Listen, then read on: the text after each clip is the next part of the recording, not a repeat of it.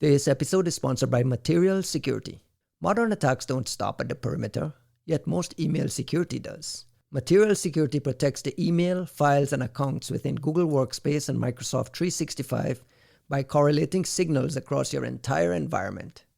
It's comprehensive security that gives you visibility and control over the blast radius of a breach with automated remediation and AI-driven triage. Stop scaling your headcount and start scaling your security. Visit material.security to book a demo. What? I didn't even know this was a thing. Like, I've been really effective at not paying attention to whatever the fuck is going on. Like, Well, let's get into what's amazingly going on. effective at it. Let's get into what's going on. Hello, everyone. This is episode 82 of the Three-Body Problem. Can you believe we got to 8 through 82 of these things? No. We have Costin checking in from Davos, talking about the peace board. I think you went there to represent Romania on the peace board. What's going on in Europe, my friend? I don't know what's going on in Europe. Like too many things. If you ask me, it feels like things are out of control. I saw Chancellor of Germany is complaining that there's too much bureaucracy in Germany. Wow. That he can fix, but he doesn't. That they abandon nuclear power. Like everyone is complaining about things in Europe. Is Davos a big story there in Romania? It is. To be honest, I watched some of the interviews. I watched like Elon Musk, I think, Trump, obviously, the Prime Minister of Canada, like the usual ones, the big names. Yeah, the big talks. Yeah, those were the ones that made big news here as well. I didn't see any big sort of cyber component. I was looking around to see if there was going to be any talk around some geopolitical things about AI and chips. I saw China just approve the purchase. China's government approved the purchase, Tencent and these guys purchasing each 200 chips. I expected some of that there. Maybe it happened and we just didn't see the reporting. I didn't follow it too closely. But let's jump into the news this week. Last week, we talked about this checkpoint research into VoidLink. You remember this thing that you guys, for Linux, that you guys kind of suggested might have been like the Linux version of Shadowpad. We got a follow-up research note from Checkpoint saying that they believe the AI-generated malware has begun and that VoidLink stands as the first evidently documented case of this era as a truly advanced malware framework authored almost entirely by artificial intelligence. It's a mouthful. The language is kind of weird here. You guys, Costin, did you read this follow-up? Juanita, did you guys get a look at this follow-up? And are we in line with this being like fully AI-generated? Like, what are they talking about? I mean, I looked at that. I was also like fortunate enough to be able to look at some other related components, and it is absolutely. It looks like it's been AI generated because the AI left some comments in there that the AI typically does in Markdown files. It is very professional. It's a very mature framework, if you ask me. It has like all the features that you would expect from one of these modern frameworks that are supposed to replace Shadowpad or Cobalt Strike. Very mature, very serious, well written, leveraging multiple programming languages for different parts of the framework. This is I think the only question that remains is how long and how many resources it took and how much it costed. Because if you do one of these with something like $50, and if you can do a new one every week, then we are like in big trouble. We're fucked. But if it costed like $100,000, then we're safe. Well, can you just dig a little deeper? How do we know for sure that it was AI generated model? I would say that there are signs and indications again in the comments in the Markdown files, which kind of suggest they were coded by AIs.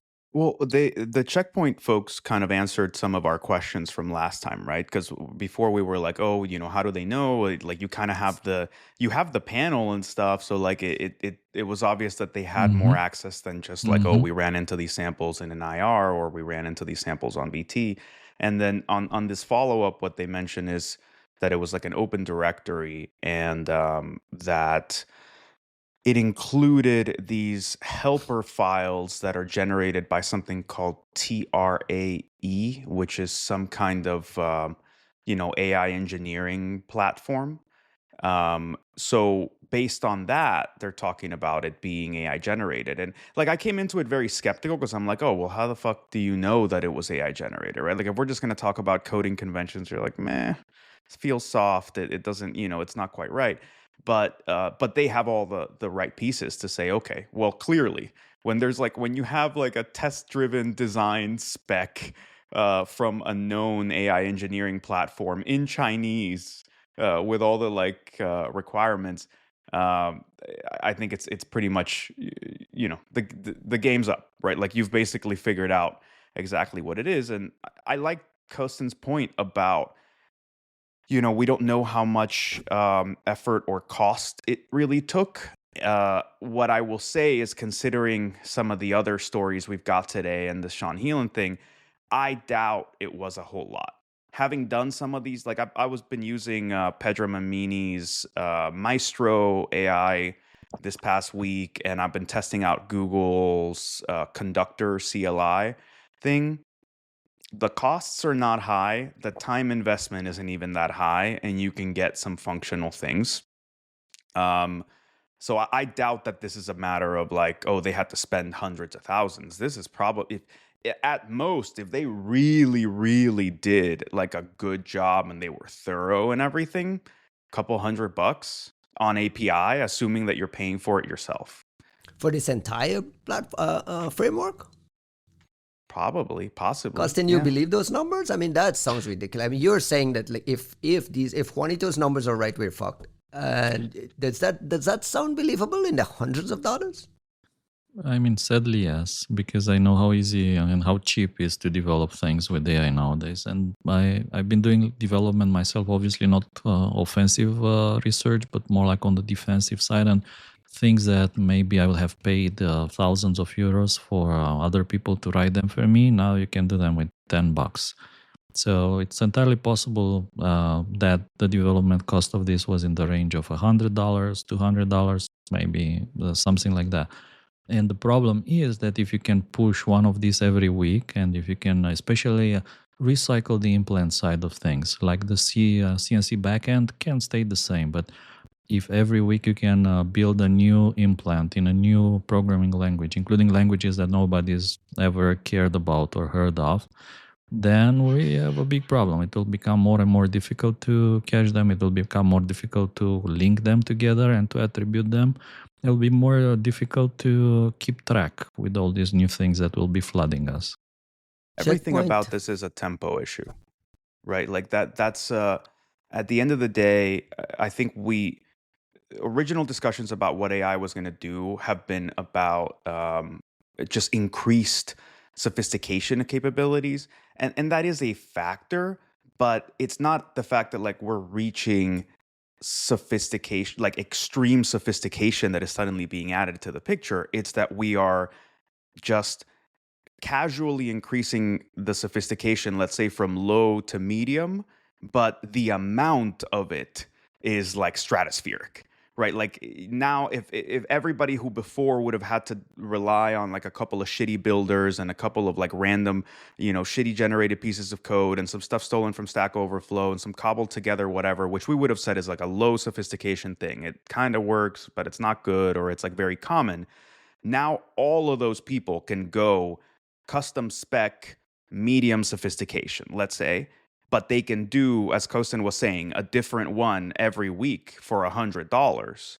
That's the kind of thing that we're going to have to start worrying about, which is op tempo, development tempo, just going through the fucking roof. But there's a good thing here, and I think there's a positive side to any kind of development, which is that they're going to solve the naming problem. Because if you can't attribute things anymore, then each one will get like a new name, I don't know, random XXXX. And the naming problem is solved. No more names. We solved the most important problem in security, the naming problem. Did Checkpoint mention OPSEC failures by the VoidLink developer exposed development artifacts? Is that the comments alone, Kosten, or were there some other OPSEC failures they mentioned?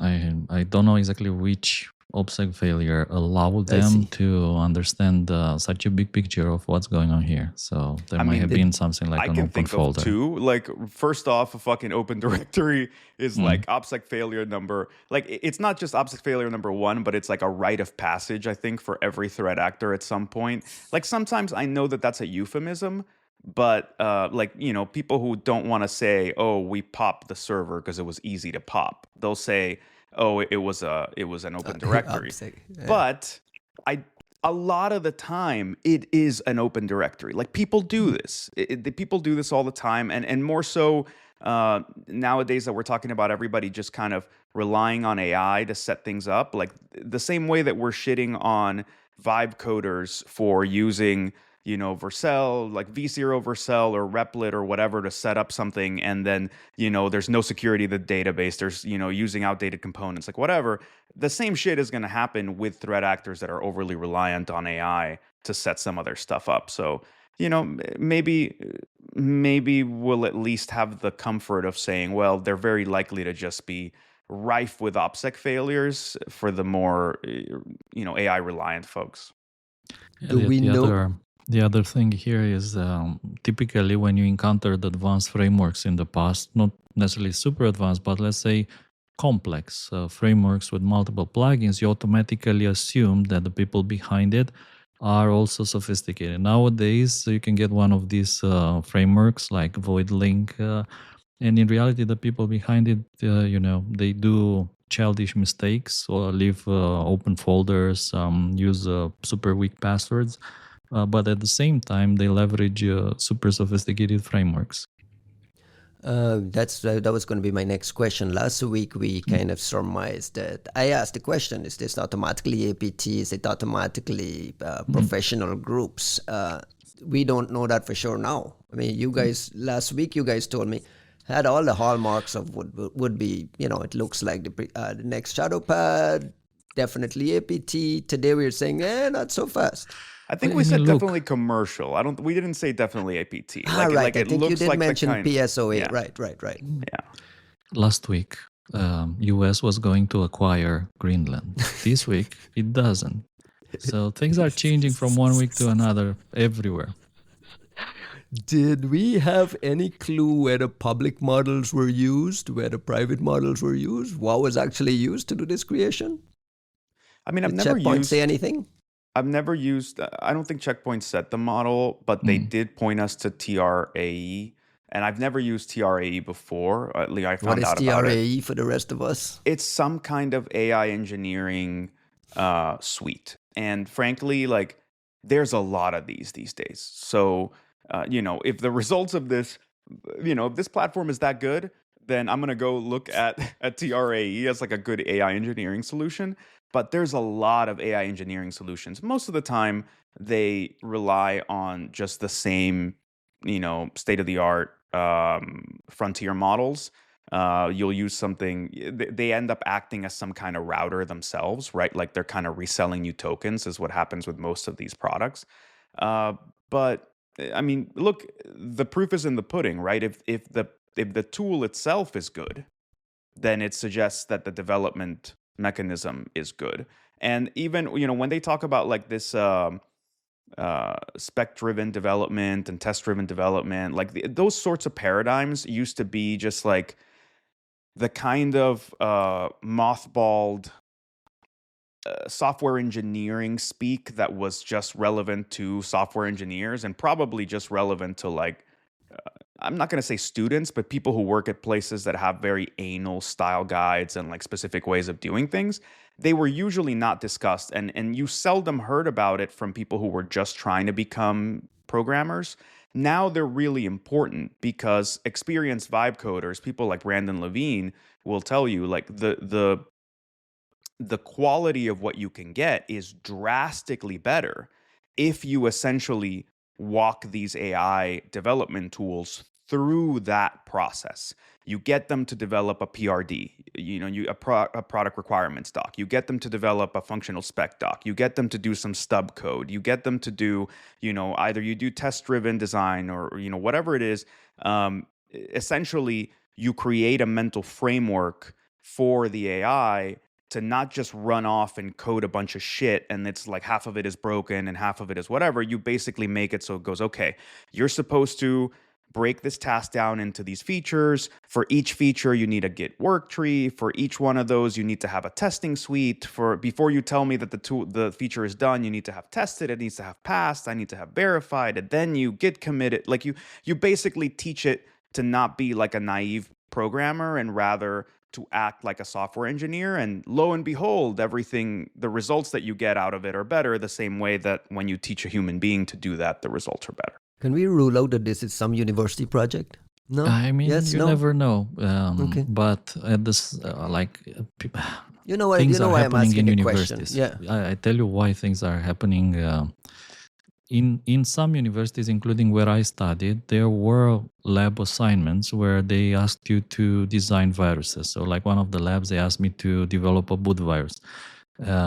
So it's entirely possible, but at the same time, it does look like someone paid for this try thingy, which is developed by the TikTok guys, by ByteDance. So you can plug in different models in it, like Claude, Kimi, and so on.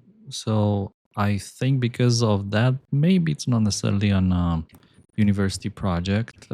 Students are poor. I don't know. We just had this. Yeah, we just had this. Do you remember this thing with the logo field popping up in a piece of malware, and we found out it was a South Korean university project. So I'm just curious if like a lot of this stuff that you're talking about. But that was very theoretical. That was a highly theoretical project, the BootKitty. While this one looks like ready to use, plug and play malware framework, which you can deploy and you can use it, and it seems pretty capable. And something like this, I would say that, there were companies selling things like this for $100,000, for $200,000, for $500,000 in the past, depending on where and when. So, like, if you would just do this for the university, then probably you're missing on big payments. And the other question that came up in my mind here is if they had used Claude, Anthropic, OpenAI, we have enough guardrails there that would have blocked this, and they would have published a report saying that they found Chinese people using their platform, right? Absolutely not. Because that's what we hear. We get these threat intel reports from OpenAI with 4 or 5 case studies of XYZ was using OpenAI to do malware scripting, to do this, to do that. Anthropic says when Anthropic found APT using their thing, they made a point to say, hey, but our guardrails were strong. I mean, they strained it. If this had been done on OpenAI or Anthropic public models, would they have blocked it? Wait. This was definitely, almost certainly done using those models. Like they're being rerouted. I think it's important to kind of draw a distinction between assistive and autonomous operations. This is what I would call an assistive use of AI when it comes to security, which is you go to a platform and you go, I'm trying to build a piece of, malware or whatever. Obviously, you're not going to describe it that way. And it assists you in setting this thing up and creating it and largely autonomously puts it together, and then you test it and you go back and forth and whatnot. What was more interesting about this Anthropic report before is they were talking about an autonomous operation. The idea being, this thing is out there. It's just running the whole op for you. It's going. It's running the commands, deciding what to do, taking information in, and moving forward with it. And those two things, it's important to distinguish. At the same time, being realistic and frankly, like, look, we can think through this. We don't need to be AI experts to think about this, right? How do you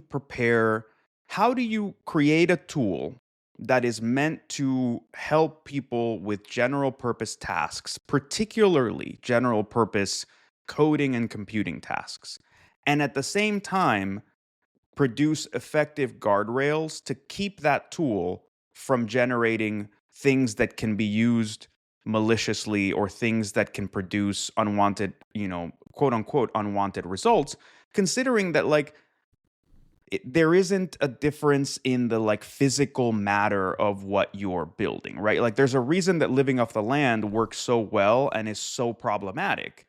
All those tools are administrative tools. They're all native tools. They're all things that you would use for legitimate purposes that just so happen to expose the same functionality of what you need to conduct a malware attack. So it's been among us. We've been dealing with this whole. I think I did a presentation at CanSec West like 2014 or 15 with Fabio Assolini. We called it "Wolf in Sheep's Clothing," and we were just talking like this was before living off the land had like a name and a term, and we were just saying, hey, look at all the ways in which people are using, native interpreters, Python, Ruby on Mac OS, like things that are just there. Obviously PowerShell was becoming a thing. The issue you're going to have in computing is just everything is dual use.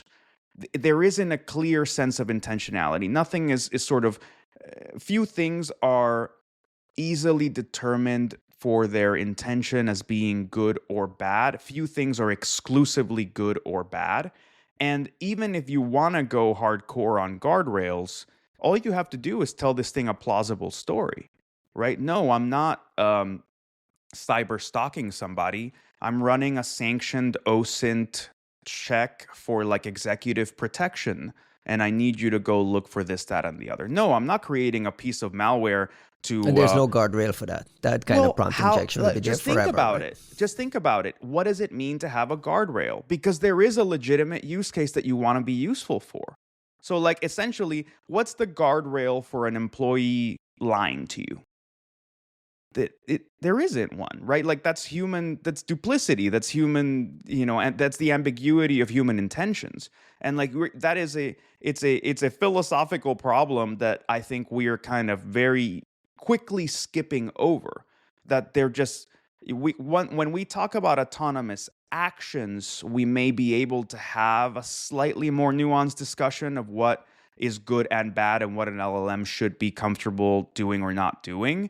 When it comes to assistive actions of just like coding and development and tool creating and so on, I do not see how you can guardrail against those things without essentially neutering the whole value of the product, which is to be able to code things and build things for you. So when OpenAI and Anthropic boasts about these guardrails blocking people from doing these dual use, the negative side of dual use things, we should ignore them. I mean, the reality is that they really don't have. That's what you're saying. I think that we shouldn't ignore them, but I don't think the conversation is being had quite as explicitly and realistically as it should be right now because it's very deflating, right? Like I think the reality of guardrails right now is it's not pretty, it's not easy, it's not effective. It's better than not having them in theory, because when you look at like open source models, the toothpaste is out of the fucking tube, right? There is no guardrailing these things. So at that point, what we're discussing is, well, how effective are these models? And a lot of the solace that we take is to say, well, the open source models, they're good, but they're not as good as Opus 4.5. They're not as good as GPT 5.2, right? Like there's a distance, a gap between like the state of the art and what's readily available that's unverifiable and not supervisable. So you do want some distinction there. You do want some guardrails, but I don't think we're discussing just how it's not even ineffective, but essentially self-defeating overactive guardrailing can be. And there is a discussion to be had as to whether like it's even desirable. Yeah, we had this discussion when Grok was making bikini images of women a couple of weeks ago, and Costin made it very clear that people do that stuff. The technology isn't really doing that stuff, and then we get into that conversation. I want to pivot just on this dual use, and the dual use issue is you previewed it, Sean Heelan's latest essay on the coming industrialization of exploit generation with LLMs. Sean Heelan, who you've talked about on the podcast. I mean, last your year-end recap, Juanito, was basically guiding people to Sean Heelan's thoughts. In this one, he's arguing that the industry needs to prepare for this industrialization of offensive cyber work. Set it up for me, and before you go there, for the audience, who is Sean Heelan? So Sean Heelan is a brilliant vulnerability researcher. Frankly, he was on my radar just as Halvar's co-founder at Optimize and some previous projects, and that just speaks to kind of how much newer I am in the sort of vulnerability research space. Brilliant dude, and he has been putting out this amazing amazing pieces about his use of LLMs when it comes to vulnerability research and discovery that have stuck with me, right? Like, that's why everybody knows, like, I won't shut the fuck up about, like, Sean Heelan's previous piece on O3. And then, once this came out, I saw your comments, Ryan. Ryan's, like, posting, like, oh, man, here come, like, another 10 years of, like, Jags ranting about Sean Heelan. But I not only stan his work, but I think his approach is the kind of approach that I'm hoping more people will adopt. Because when you read one of these posts, it's not just like, look, this is what I'm able to do, and this is what it implies about what's going to happen in the space. It's also, and here's my GitHub with the source code and the harness and the results and how I did the context engineering and what worked and what didn't work, right? Like, it's a very repeatable, scientific methody perspective on experimental use of LLMs for vuln research, and I think it's fucking great. What's cool about what Sean's doing, right? He essentially goes through these experiments, essentially trying to get the state of the art models, right? Your Opus 4.5 or GPT 5.2, to find vulnerabilities, like, to some autonomous degree. And what he's telling us is they're doing well. Like, they're doing well at finding vulnerabilities and weaponizing some of these things. Is it the most complex vulns? Not necessarily, but it's not like they're super, super simple either. And is it finding vulns that it's been trained on? It's finding vulns. From it's finding data 0 days. It's not necessarily finding entirely new classes of vulns. It's not creative per se. So you could say, well, this is very similar to a vulnerability that we've already, yeah, okay, sure. But it's a vulnerability in the source code of the latest version of this project, and it can be weaponized to do some semblance of, like, particular objectives, right? Spawn a shell, write a file, connect back to a thing. So we can split hairs about whether it's a vulnerability that you respect, but it is a vulnerability that is in the latest version of this component and is not patched or protected against. So, right, like, it is there. Cousin, did you take a look at this? Because this comes back to our pricing thing and cost issue, right? Because the big takeaway here from Sean is that he's putting certain caps on it and certain times on these challenges to go write exploits and put certain caps. And I think he cites $30 for Opus 4.5 at the limits that he set, and $50 direct cost on ChatGPT 5.2, which like Juan said earlier, these are just negligible costs. What is your big takeaway?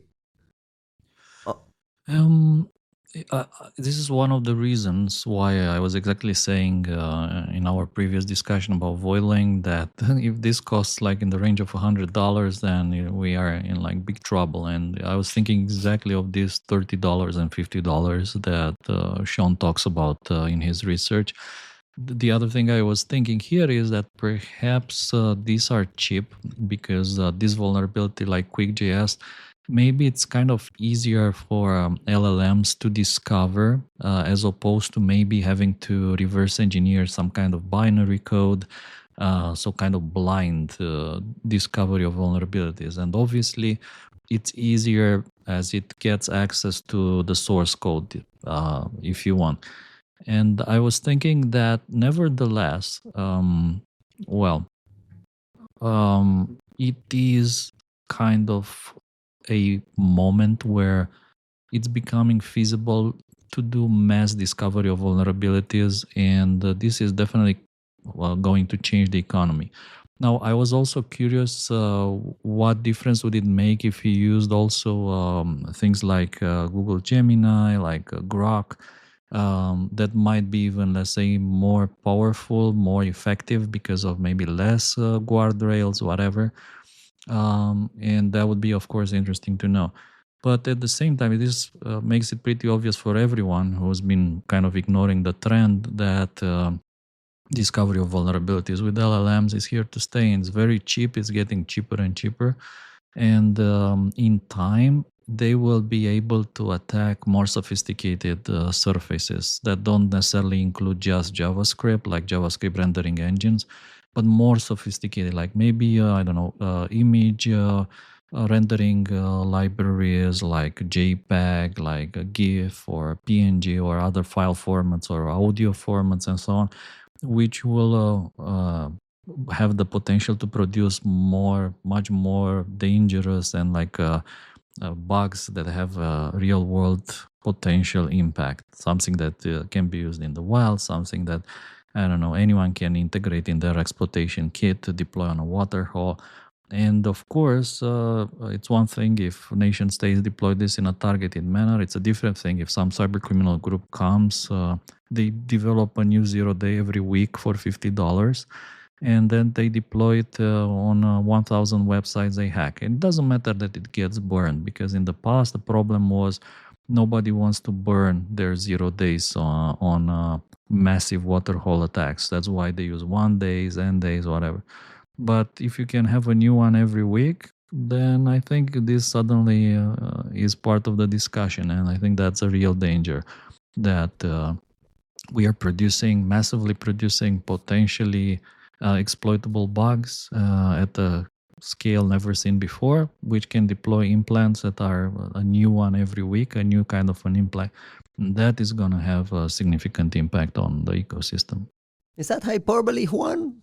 I mean, that sounds like hype and hyperbole to me. Oh, No, we're going to have all these AI agents doing all these things, and it's going to be cheap, and anyone can, write a framework today, and everyone can get ODAs tomorrow, and it's just a free-for-all. It's costing $50. This is madness to me. It's not hyperbole in the slightest. I think it's important to keep things within understandable parameters, but there have been people that have been signaling these things to us for a while now. So particularly on the bug finding and bug discovery thing, right? People who got shit to sell. No. Fuck that, dude. No.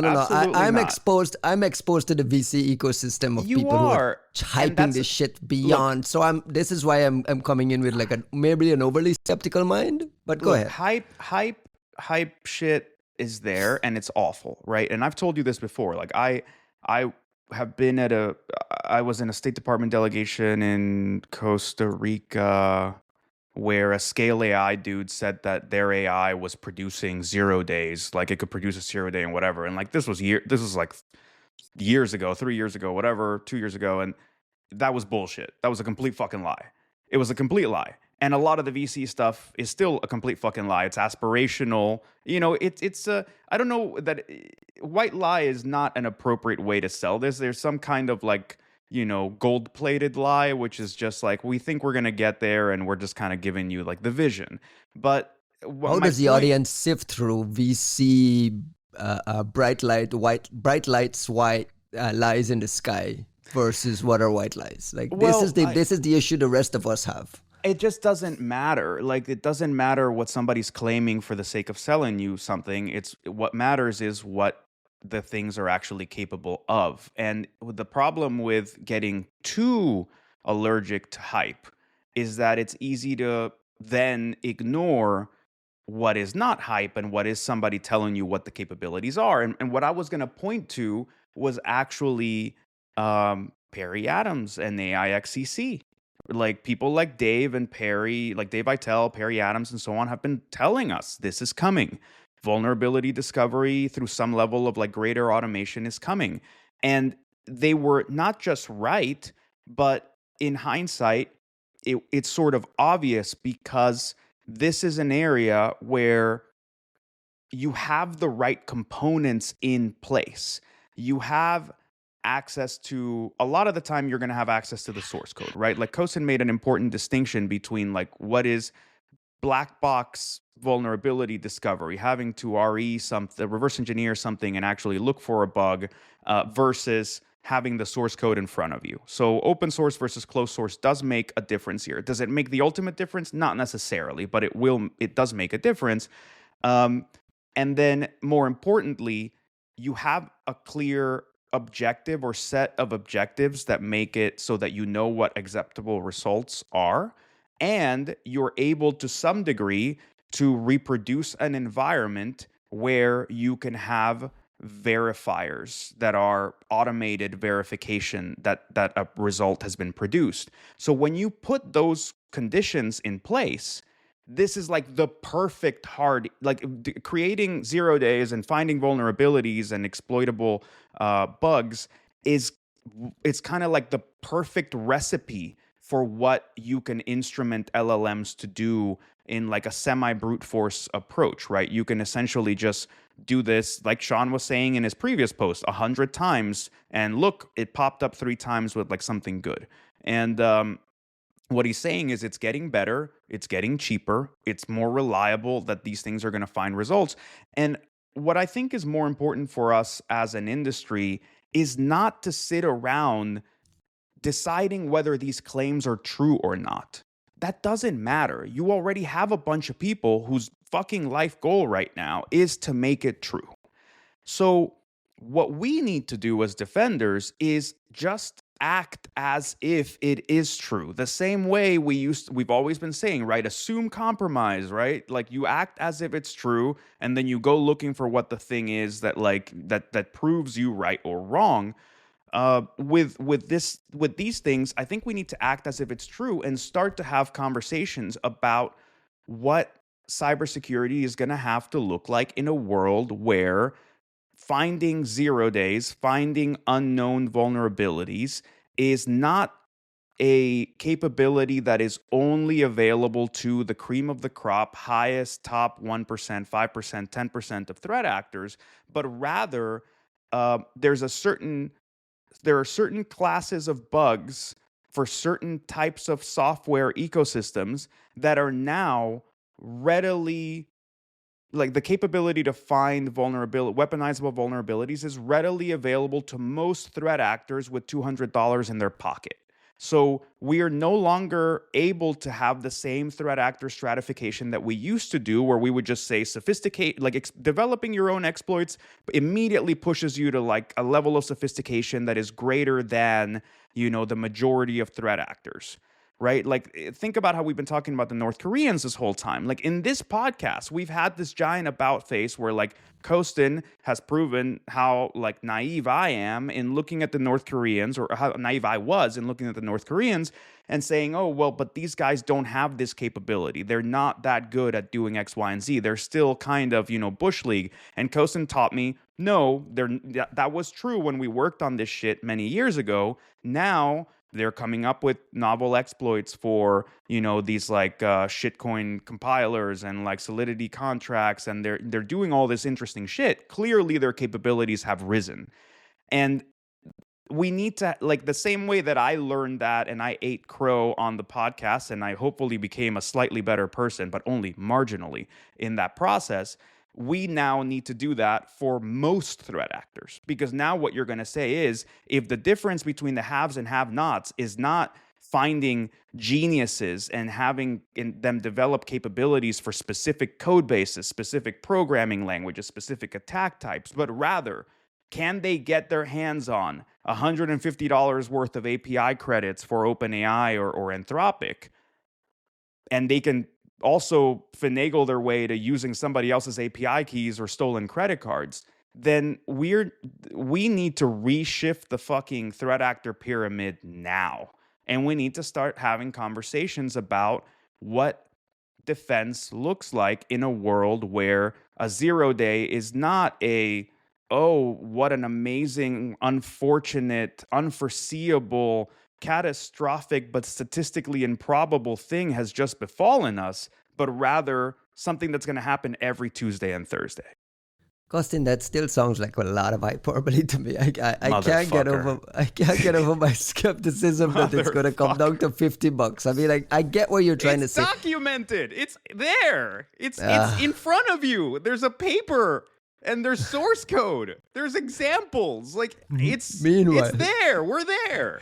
Meanwhile, the folks from Node.js, due to an overabundance of AI slop reports and vulnerability reports, have now shifted to making sure people have like a HackerOne reputation signal metric before they can submit bugs.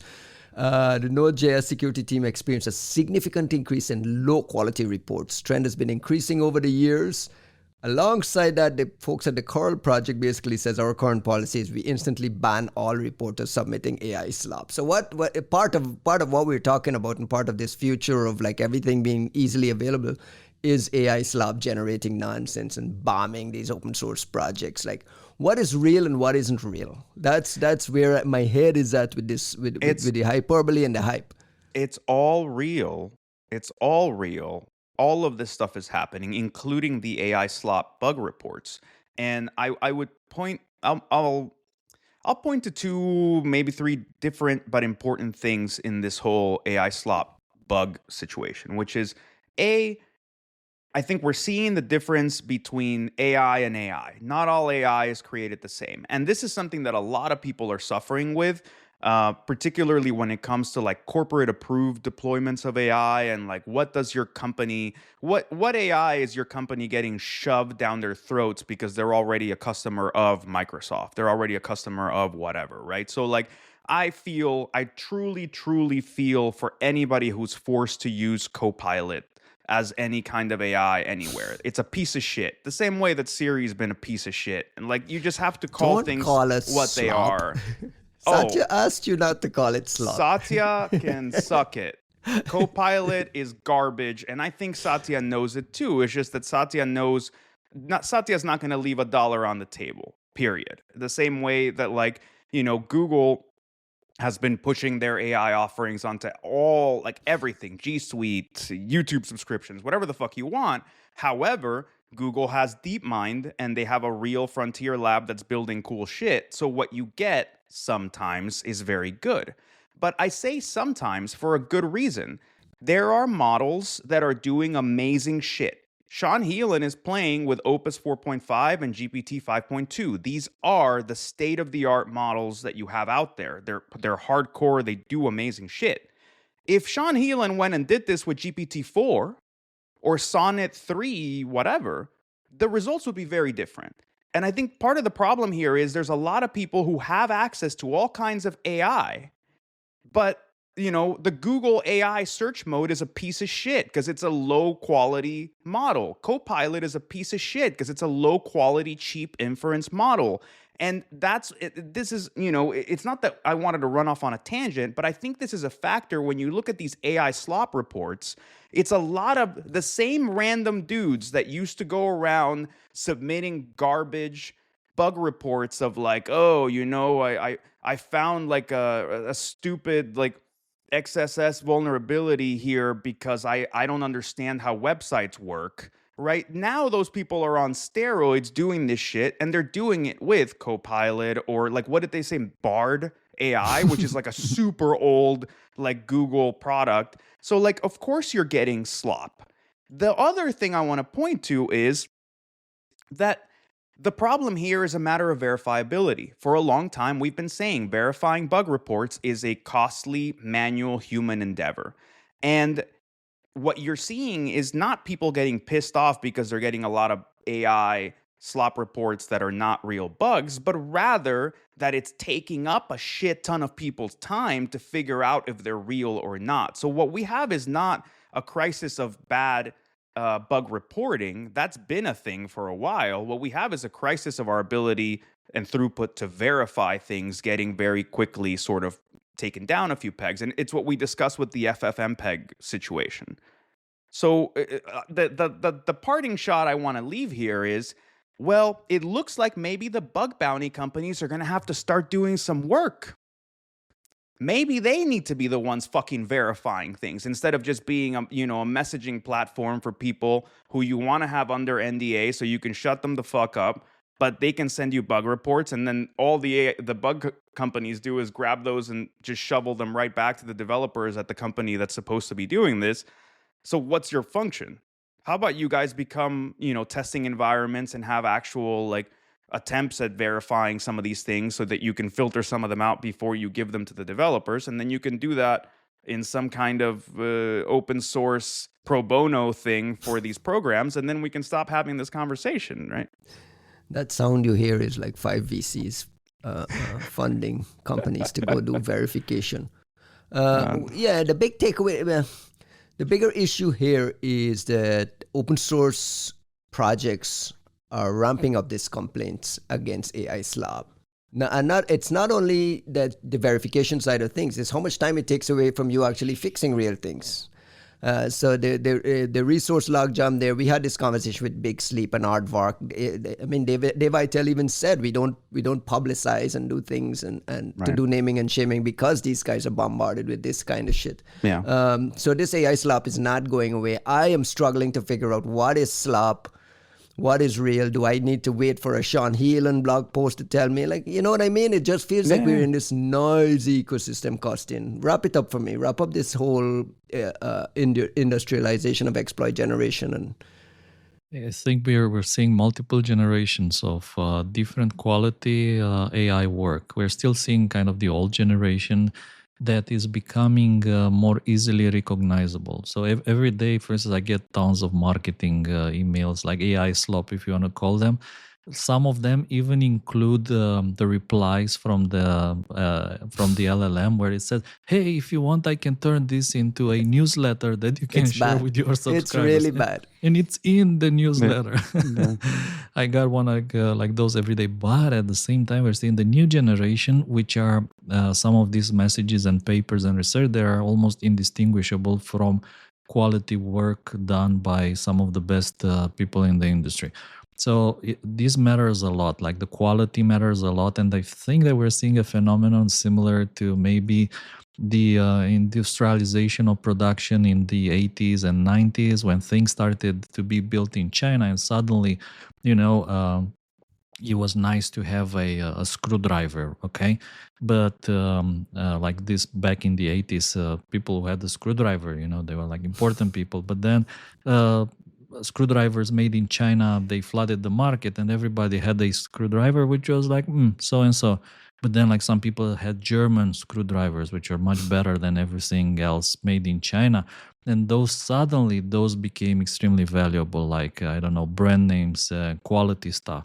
And I think that this is just shifting the attention towards the more quality produced information that will become more valuable in the future. And if everybody can make some kind of average malware, it will make those high-end quality frameworks and the high-end zero-click chains with persistence even more expensive, because the quality of the work will make a difference, and everyone will have access to Chinese screwdrivers, but only few will have the German ones.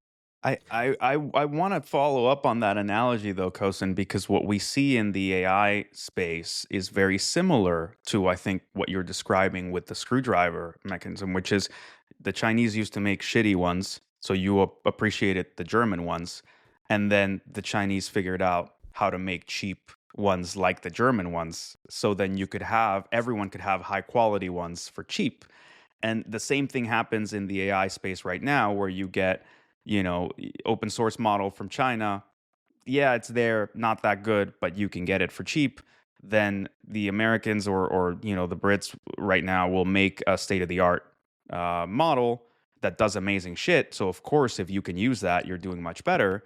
And then the Chinese find some way to distill that capability or fine-tune some smaller model into being able to do something specific. And then everybody can do it for good and cheap. So the analogy proves out, and we're still in it. And I think it's why I'm not unsympathetic to what you're experiencing, Ryan. I'm tired of the fucking hype too. Everything I read, I need to triple guess and like I don't trust anything anymore, and neither should anybody else. But that really shouldn't keep us from, like, if you're just throwing it all out, baby and bathwater, because of the amount of hype, we're missing the fact that like some shit is already happening. I'm It's saying I in can't front find the of us. baby. I see a baby foot over there. I see a finger in the ocean over here, but I can't find the baby. It's so hard to find the baby. Let me. No. You need to apply a homicide detective's mentality. If you found the baby There's a foot, baby down there's there. a dead baby somewhere. A baby foot or a baby finger is enough to know that there's a dead baby. I'm saying the bath water is too big, and there's just too much froth everywhere. It's a distraction, dude. Well, let me linger here for just a quick second. All the innovation on the defensive side is also around agentic AI doing automated all these tasks and doing all these defensive things for you. So now we have agent versus agent, and now it become a cost thing. I'm reading our friend Gabe on your team at Sentinel Labs. I don't know if you want to jump into this, but Gabe mentioning like even like the benchmarks, the analysis of the benchmarks for LLM insecurity, including those published by the majors, Microsoft, Meta, and so on. None of them measure up to what actually matters. So we like the hype cycle and the nonsense factor, the froth in the baby bath water is so overwhelming that I feel like we're all being played. We are all being played on a variety of levels, and it's why people are freaking out about like economic allocation of investment when it comes to AI and all that kind of shit. But the conversation is confused at all levels, and it's why I'm not unsympathetic with your confusion in this. We're all confused. I am confused. Everyone is. We're even, to some extent, it even feels like we're meant to be confused. But what Gabe is showing, that we're doing an AI podcast again, bro. It's so here. I'm gonna give you a line that I heard this week that I have not been able to stop thinking about, which is there is no cybersecurity without AI anymore.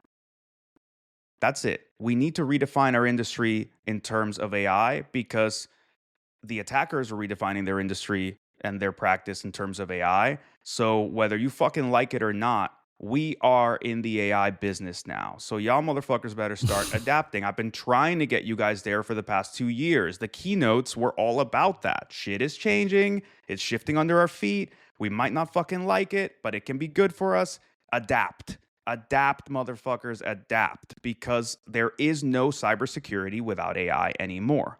Now, what Gabe is pointing to with his piece, which is sort of the beginning of, I've been signaling, right, that Sentinel Labs is moving to be an AI applications towards security research team.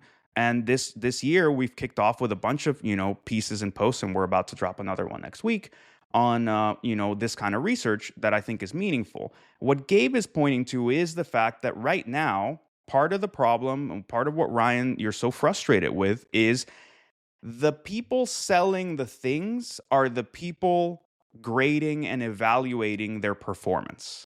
And I don't think it takes a fucking genius or a conspiracy theorist to realize that that is not going to be something that produces good results. Right? When you let the person selling you the thing evaluate the value of the thing, they are almost certainly going to tell you that their thing is great and that everybody else's things are not great and that you should buy the thing from them. There's not a lot of cyber benchmarks. There's not a lot of cyber evaluations right now. And it turns out that, when you go deep dive over them, so Adir and Gabe went through the big benchmarks that have been published so far. Not only are they not really very comprehensive, they're almost certainly entirely self-serving, or they're completely abstracted away from the real work. So what you have is essentially they use no LLMs to evaluate other LLMs. Well, I mean, and that's a part of it, but that's a standard part of how you do some of these evaluations. But what's worse is they use the same model LLM to evaluate the same model output, which so is like this closed loop. You get a closed loop where because look in AI research. having one model evaluate another model is actually really good practice. It does great things when they're different models. If it's the same fucking model, then it's just the same bias kind of reinforcing itself. But I think, look, there's a bigger point here. It's not that it's very simplistic. Connect the dots on these three topics we've just been talking about. Benchmarks and verification is more important now than the ability to produce a thing. We need to know whether the thing works, because we can now produce 100 things in the time that it takes any one of us to verify a single thing. So verification is actually more important than the ability to produce. Right now, on the defensive side, the standard for verification is garbage benchmarks that are self-serving or entirely do not capture the nature of our actual work.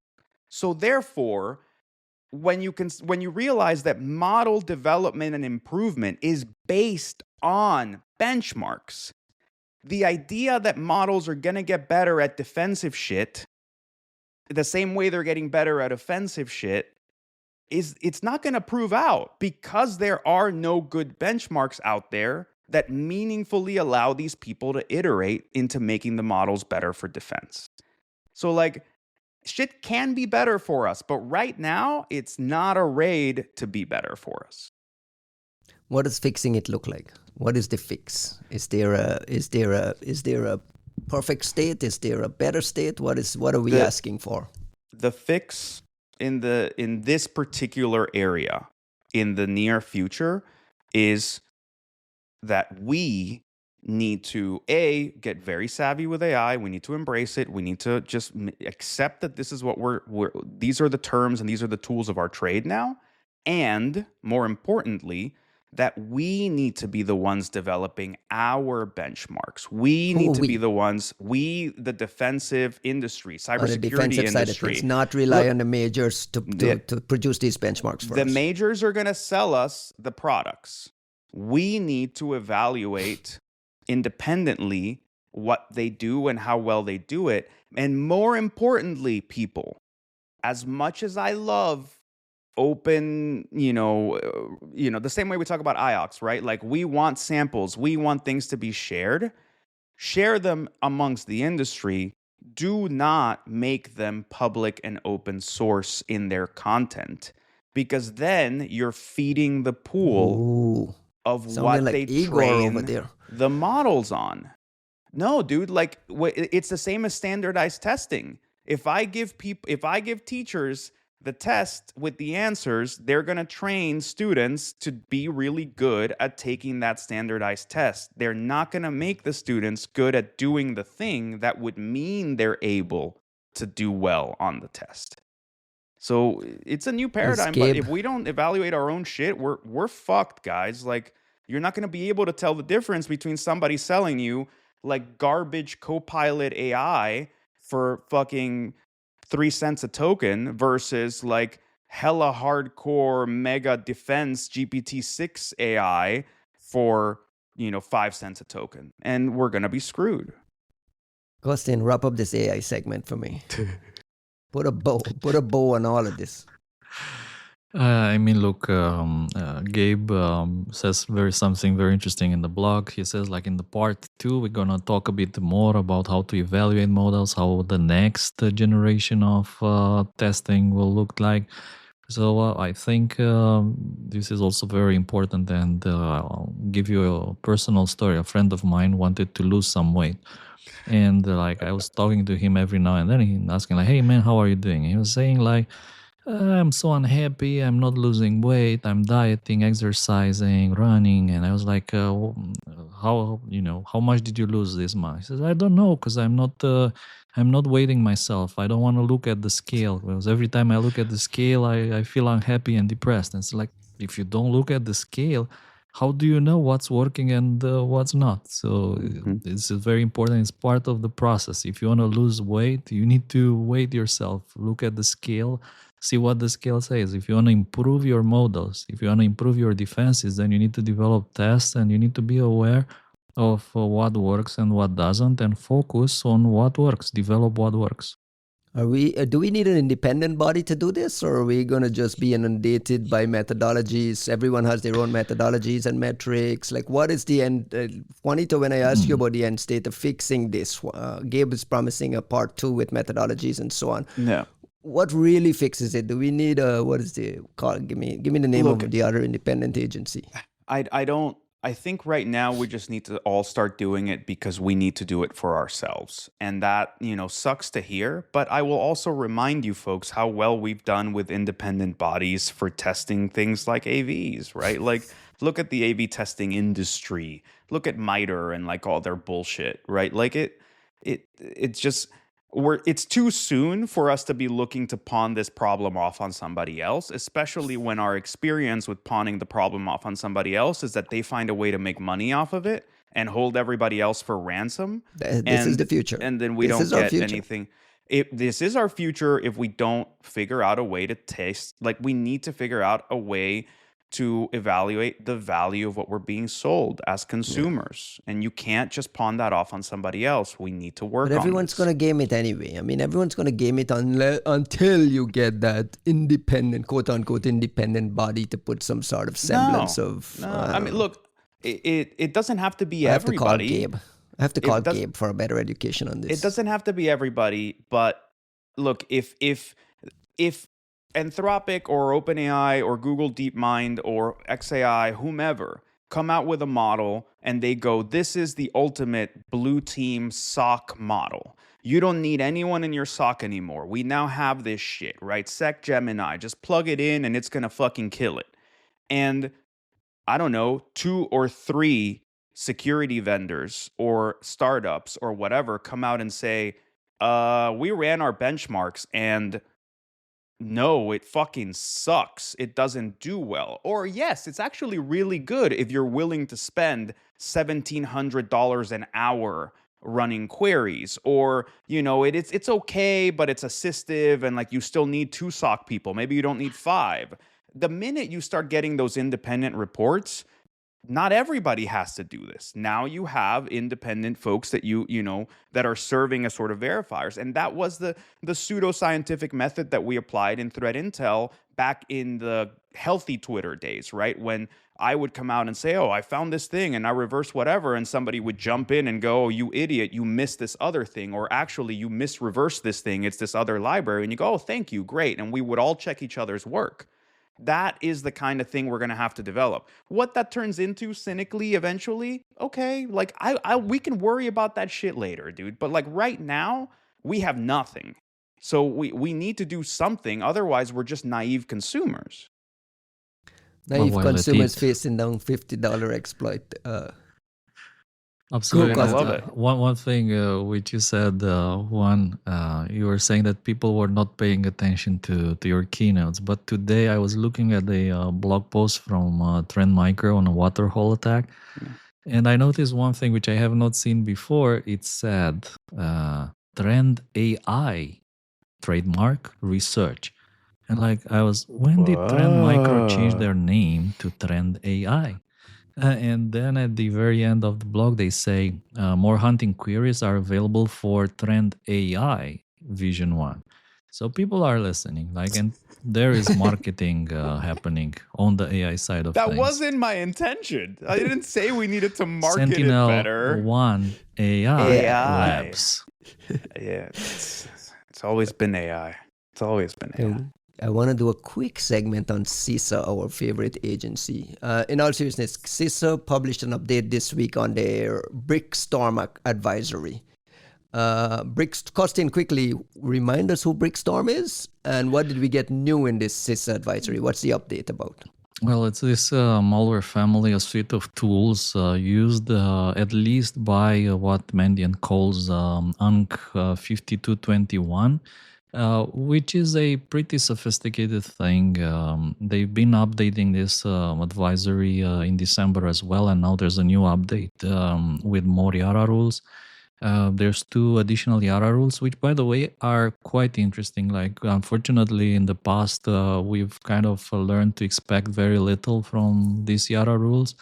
And every time there's a new one, I do very extensive testing before using any of them in my systems.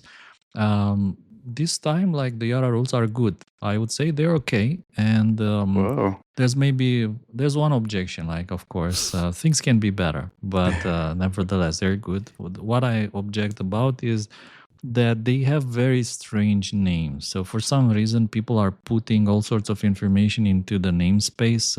Let me read it to you. It says rule CISA 25.1186_02 colons Brickstorm space backdoor space installs other components space communicates with C2 space exfiltrates data. Like, why would you put all these things into the namespace? I don't understand. When you can better have it in the meta, and they do have something like capabilities equals installs or other components communicates with C2 exfiltrates data. Yeah, so that is a bit strange to me. What I was also noticing by looking at these YARA rules, which are, by the way, for Golang Brickstorm variants. Now, Golang Go-based malware are notoriously difficult to detect. It's super, super hard and tricky to write good YARA signatures for Golang malware because the strings are sorted, so it's difficult to sort them out like one from another. There are some tools like from Mandiant, for instance, like Floss, that can help with that. But nevertheless, these rules mostly use shellcode. So they use instructions for detection. And I was wondering what produces these rules, because I see that pretty much most of them are like this. And writing this kind of rules with maybe 6-7 strings and a condition like all of them, it's not easy at all. So I was like, I would be really curious to hear what produces them. Is it something like an engine? Is it something like yargen using, I don't know, shellcode fragments? Is it something custom? Because they're like not your average YARA rules. Also, I'm not entirely like 100% sure that they're human produced. I mean, Well, yes, that was going to be you my can make them. question. Is it possible that Sure. this is not human produced? Because you were talking about Grok last week getting there. It was like Oh a yeah. game-changing moment for you. There's also a good moment to say that Florian Roth has a new version of Yargen that is written in Golang, by the way, so you can go play with that, and it has the ability to integrate with AI, so you can plug it with your OpenAI key and use some of that. So I was wondering, what produces these YARA rules that CISA just published, the one that they published in December. I somehow, it doesn't feel that they are human made. At least that's my opinion here. Perhaps they're produced by some kind of an engine, by maybe even by some kind of a code similarity engine or solution. And also the naming. The naming reminds me of some previous CrowdStrike YARA rules. So I was wondering if someone who used to work at CrowdStrike suddenly got a job at CISA and I remember you saying you can look at a YARA rule and tell who generally wrote it. Who wrote it, right? There's things like, I'll just give you an example. People typically, when they look at the metadata section, they, for instance, don't care about the fine details. So, for instance, you recognize quality and you recognize people who are obsessed with the quality if the metadata section is sorted, like alphabetically. Why? Because people who are, let's say, they're very careful and ordered, they're going to sort the metadata section. They're going to do like author, date, description, hash, reference, revision, version, whatever, in alphabetical order. While other people, they won't care about it. So if we look at these CISA YARA rules, they're like randomly, the meta section is author, incident, date, last modified, actor equals not available. Family, capabilities, so they jump up and down. But then when you go to the strings, they are alphabetically sorted. So S0 begins with 31, then 44, then 41, 48, 48, 48, 81, E8. So maybe there's some kind of machine work kind of involved in generating these YARA rules. And if it is, it would be interesting to know what produces them. Because let's say the tools that are able to generate YARA rules and leverage shellcode and do it for Golang binaries, they would be quite rare. You guys, TLP Black does YARA rule generation as well, right, for customers? We do. We write YARA rules. We try to push one new YARA rule every day, every single day. It's very tough. It's very hard, and also we try to push relevant YARA rules. That is, rules for things that people don't know about, things that maybe we discover, or things that we know that for one reason or another are very sensitive, that they're very sought after samples, that maybe there's no publicly available samples anywhere for this thing, but we have a YARA rule for it, so we are hunting and hoping to get one at some point. So we do that, and we try to do that for Golang binaries, Rust binaries, which is a pain in the ass. We try to use code similarity, all sorts of methods, and it's not easy, I can tell you. Did we get samples for Brickstorm? All the samples that is referenced in the advisory? There's only one sample on VirusTotal out of all the hashes they mentioned in this blog. So I took the liberty to reply to their message on X and kindly ask, if possible, to share the other samples on VirusTotal. But if there's any chance they could upload them, that would be awesome. I think everyone in the community would have a Christmas kind of a day. So please make us happy and upload them. Speaking of YARA rules and threat hunting, we have some zero-day magic this week, going back to one of our favorites, Fortinet. There's news. Shout out to the folks at Arctic Wolf. Arctic Wolf has a bulletin with IOCs and recommendations for what is a new wave of suspected OD attacks hitting FortiGate firewalls by malicious SSO logins. Catalin Chimpano, our friend and listener, mentions that it was a vulnerability that was improperly patched in December. Costin, can you what do we know about this Fortinet OD? Have you been following this one?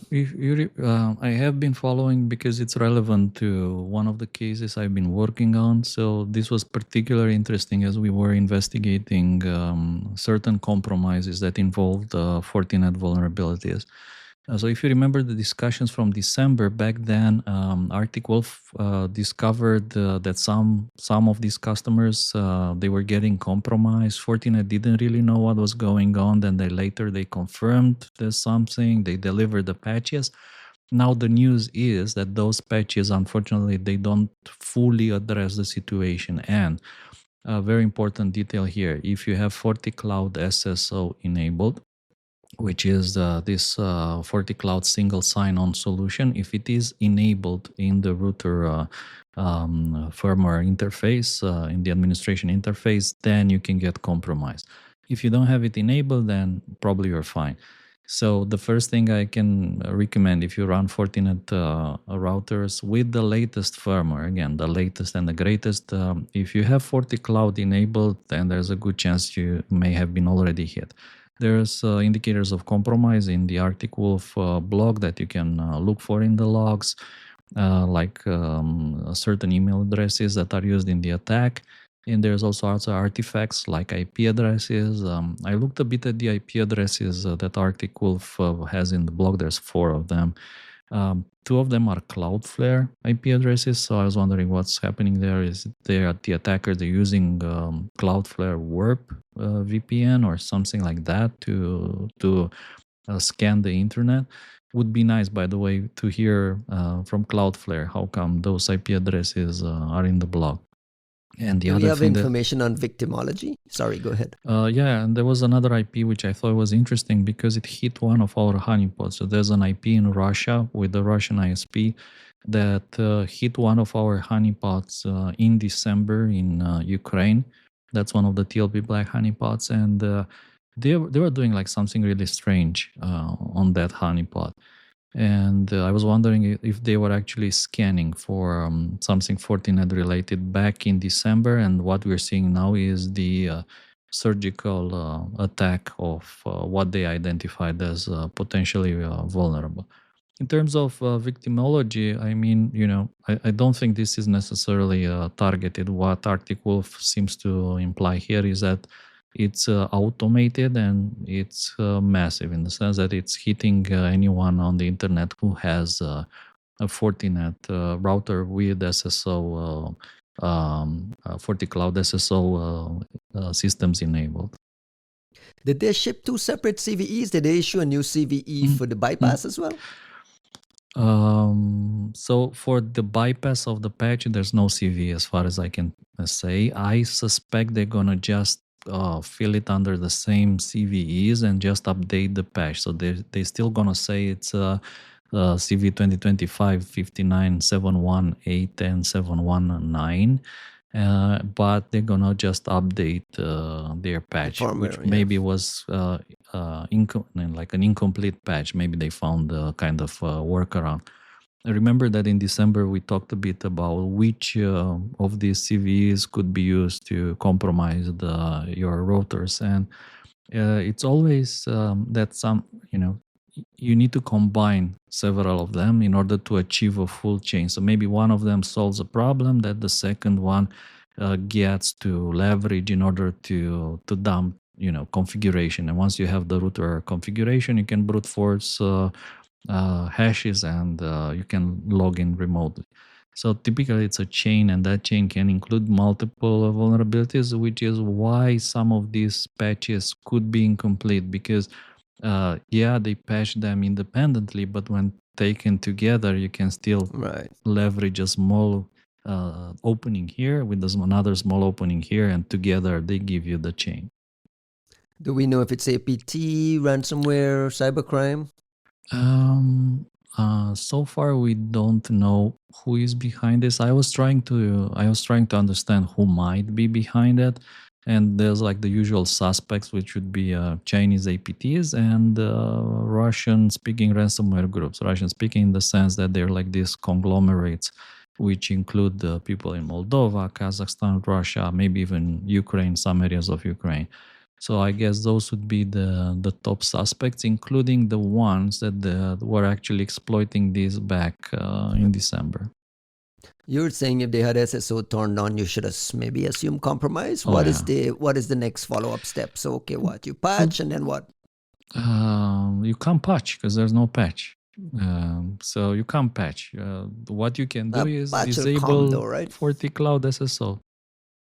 That's it. Sorry. Yeah, like that's what you can. There's no patch available. Should people go back and reset credentials, like as a proactive measure, assuming compromise? If a FortiCloud SSO was enabled, then you need to disable it, and I think you need to reset all the credentials. Make sure, if possible, make sure you have logs. One of the lessons that I keep telling people about is that eventually with this equipment, like be it Ivanti, Cisco, Fortinet, you name it, eventually you will get compromised. Why? Because you forget to install a patch, something happens and you get owned. And then what is even more important is that you have logs. If you don't have logs, you're blind. So make sure follow my advice here, like free advice, enable logs and store the logs for at least 2 years. That's expensive though. It's expensive for everyone though, right? I disagree. Depends on how you store the logs and where. It depends on what you're calling logs. True. I like the easiest, most stupid form of logs is syslog. So that is, in my opinion, pretty cheap to enable and to collect and store for a long period of time. It doesn't take a lot of hardware. I remember at some point, even like Microsoft and others, they were offering some cloud storage solutions for logs that were pretty affordable, in my opinion. So do store the logs. And then whenever you get compromised, at least you can look back at these logs. You can search them for indicators on compromise, and you can trace the path of the attackers, and you can understand what happened in there. Because if you don't have logs, and like I was saying, some of these solutions, they leverage some kind of a cloud FortiCloud to store the logs, which again, it costs money. Like owning, once you jump into this ecosystem, it costs money. For firmware updates, it costs money. For vulnerability warnings, for reporting, for storing the logs, everything costs money once you enter the ecosystem. So you need to understand that once you jump in there, you're gonna have to pay money over and over. This is just a tax. It's just logs. It doesn't matter that you buy these things, which are still expensive, and then you get cheap on the logs. Like, it makes absolutely no sense. If you're gonna jump into this ecosystem and pay tens of thousands of dollars for the routers and the hardware, then please buy the logs as well. Along the same lines, we got a new bulletin from Cisco. Cisco P-Search saying they're aware of attempted exploitation of this vulnerability in the wild. CVSS 8.2 CVE 2026-20045. Vulnerability in Cisco Unified Communications Manager, Cisco Unified Communications Manager Session Management Edition, a bunch of other products listed here that could allow unauthenticated remote attackers to execute arbitrary commands on the underlying operating system of affected devices. I was looking through zero-day, these guys who track zero-day attacks. In 2025 last year, I believe this was the most we've ever seen, 107 documented known in the wild zero-day attacks in the year 2025. We're starting off 2026 pretty hot. 22, you got some thoughts on Cisco, Fortinet back in the news with these 0 days, or is just more of the same shit every day? Bruh, like, I have no thoughts. I ranted You're gonna myself. pass on this one. I ranted myself dry on this shit all of last year. I can't keep doing this to the fine folk listening to this. Yeah, but what are you telling customers? What are you telling your customers around these edge devices and managing it? Do you guys have like top level guidance for people who are just like, what the fuck am I supposed to do? I mean, monitor the absolute fuck out of these things and assume that they're probably have logs. Well, it's not just that. It's like, assume that they are the beginning of just about any compromise at this point. So, you know, like it's essentially, we could try to treat it as a honeypot, considering that you might as well assume that this thing is the source of whatever problems you're going to have in the very near future. So in a way, it's nice to know where to start a lot of investigations, but it's just, that's about Fair it. enough. It's the irony of buying a device, that is supposed to keep you secure, and then for that device to be the reason why you get compromised. Right. And then it goes end of life and just doesn't get patched, and they sit around forever, and we have people constantly. Not only that, but like maybe you forget to pay the bill, and then, your ability to get firmware patches is vanishing. Even patches are you suggesting that patches are sold or part of support contracts and you don't get free patches? Yeah, I mean, for Fortinet, if you don't have FortiCare, you don't get patches. It's very simple. And you pay for FortiCare. FortiCare. That's the name of it. FortiCare. Stop. That's the real name, Costin? FortiCare, or did you make that up? You guys are terrible. I didn't make it up, no. For real? Let's Google it. FortiCare. AppleCare, FortiCare. FortiCare. Well, there's 40 everything. There's 40 OS, 40 this, 40 that. So I guess. Yeah, but I don't think anybody would ever accuse them of caring. I think that's a hilarious thing. The cynicism on that is tomorrow fascinating. That will be FortiCare AI. Forti AI. FortiCare AI. Mm-hmm. This week we got a new Citizen Lab report on discovery of Celebrite in Jordan, used by Jordanian authorities to extract data from the phones of activists and civil society members without their consent. Celebrite, for the most part in our industry, gets a pass because it's a law enforcement tool and you need to be tethered and there's no zero day. And I've complained about this on this podcast in the past because I've seen them sponsoring our conferences and showing up with their big boots and so on. And I have always struggled to figure out what's the difference between Celebrite and NSO. Why is NSO a pariah and Celebrite is celebrated? In this case, Costin, you got a chance to read the Citizen Lab report. And why are we writing about Celebrite if it's a legit law enforcement tool that we need to block What do you mean? terrorists. Why are we writing? We aren't writing. Citizen Lab is writing, right? Yeah, why are they making this into a thing? Honestly, I can't comment on what is legal and what's not legal, what's moral, what's not moral, again, without commenting on any of those. But I think it's important to understand the context. And they do actually say here that, let me quote, we analyzed the devices belonging to Jordanian activists and human rights defenders, okay? And then it says the cases analyzed in this report occurred between late 2023, mid 2025, in the context of protests in support of Palestinians in Gaza. So just for the context of the whole thing, apparently, these law enforcement operations, they were trying to break into devices of people who were protesting in support of Palestinians in Gaza. Now, what's interesting in the report that it has a number of IOCs and traces, which are the ones that are interesting for me. Again, you know me, I love the IOCs. Maybe a bit tricky how to actually search them. So one of the things here is which kind of an open question, like without having access to one of these devices, it's more of a question: how do you actually determine if your own device has any of these signs, right? So some let's say kind of improvements to things like MVT, or also I think to date there is not a good open source tool which has the ability to analyze CISDAGs with IOCs. So yeah, there's the European CSERT framework for CISDAG processing and parsing, but still that is not as easy to use and configure as MVT. MVT is kind of the golden standard when it comes to ease of use frameworks to check if your device has been compromised.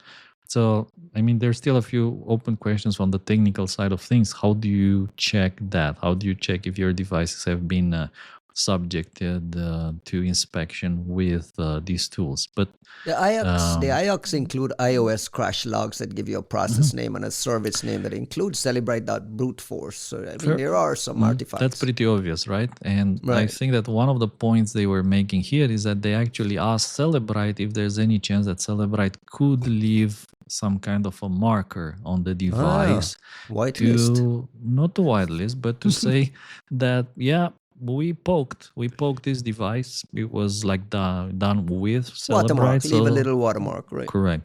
And if you do remember, perhaps we were in Rome at a conference like many years ago, you and me, Ryan. Is that when the guy was making electricity from cockroaches? Absolutely, like the spy cockroaches. Amazing, amazing. The best conference I've ever been to in my life. The one you can never talk about. What did you guys go to? Well, very funny conference. And at that conference, they were like the room was split in two sides. The people on the left side, they all had name tags like Joe, Mike, Jane, Mary, Ryan. I had a name tag. The guys on the other half of the room, they had like a full names. So it was like super funny. And if you remember what I presented about back then, I was talking about the need to leave some kind of a digital marker in what we used to call digital cyber weapons, like in advanced sophisticated malware that it's used for destructive purposes, the same way a bomb has a manufacturer stamps on the side of a bomb. Put a stamp, put there like who manufactured the bomb, the serial number, who used it, things like that, so that it can be traced for attribution purposes. I mean, if you do something, you need to take responsibility for it. So this is one of the things that Citizen Lab was asking here, if Celebrite could actually mark these devices in some way. And I don't think they got a positive answer. It's like when you go through TSA here in the United States and they have reason to open your bag and check for something. They leave a piece of paper saying, tag, TSA was here, right? I mean, that's not too hard. It's not a big ask. Is that a big ask if it's a legit law enforcement thing and they're just kind of like poking around to see if there's like shit in your bag? Yeah, I mean, it's not necessarily an unusual ask, but your mileage may vary. I think this is a discussion we've had in the past that is important when it comes to the difference between like using these things for law enforcement versus using these things for intelligence. And like for folks who've listened to the podcast, I've already made that argument. But I think this is precisely what we're discussing is when it comes to law enforcement, we're supposed to be describing something that involves an evidentiary standard, right? If you are understanding how these tools work, there's a certain amount of like modification of the device, modification of the thing that you are collecting. And if your claim is subsequently going to be that you can imprison somebody or that you can provide evidence against someone on the basis of this device, which you have taken the liberty of modifying, I think there is a much higher standard that you're supposed to hold yourself to, and a certain level of transparency and a certain level of verifiability that should be a factor here. And we've actually made, I think it's kind of a strategic mistake, but I think it's one built on conflating the use cases between intelligence and law enforcement, that we also treat those as if it's like covertness is the most important thing. And frankly, if this is a law enforcement tool rather than an intelligence collection tool, then I don't know that covertness should be a factor. If anything, everything else that produces evidentiary stuff usually gives you the equivalent of like a bill of sale or some kind of receipt with hashes and things that says, look, this is all we touched, this is what we modified, this is what it was the first time, this is what it was when we were done, this is the only things we read. Like there should be, and maybe like the people using the Cellebrite product get that as a trace, but clearly the person on the receiving end of this thing is also in need of that same mechanism. I just had a question and a thought on this. It includes Android as well, Costin. They mentioned they included IOX for Android as well. Costin, I remember having you on a podcast a long time ago. I think it was your exit interview, the Great Exit Interview podcast episode, and you actually looked at the camera and made like a plea to people in hey, don't go work for these companies. The work you do is not good for society. You remember that conversation we had around NSO and so on? Do you view Cellebrite any differently? Personally, I do. I mean, tell me why. Well, the use of Cellebrite products requires like physical access. So it's the same thing, like, for that physical access, it requires a degree of interaction which is quite different from hitting someone the other side of the world through a zero-click chain with kind of no responsibility and no attribution, right? When somebody arrests you and they take your device, you know who it was. It was the law enforcement of whoever, right? As opposed to you get infected, your phone gets hit with a 0-day, it was Paragon Graphite. Maybe I don't know. In some cases, maybe you don't even know who it was, which malware it was, and you have absolutely no idea who is actually using that on you. So it's the remote infection vector shady. Is a differentiator for you, completely differentiator. For me, it's different. And what I was saying there is don't go and work for companies which they will be abused, especially because of this separation. The separation between the victim and the attacker, where it's like multiple degrees and walls between them, which make it impossible to trace it and understand who it was. Like there's no way to understand who it was.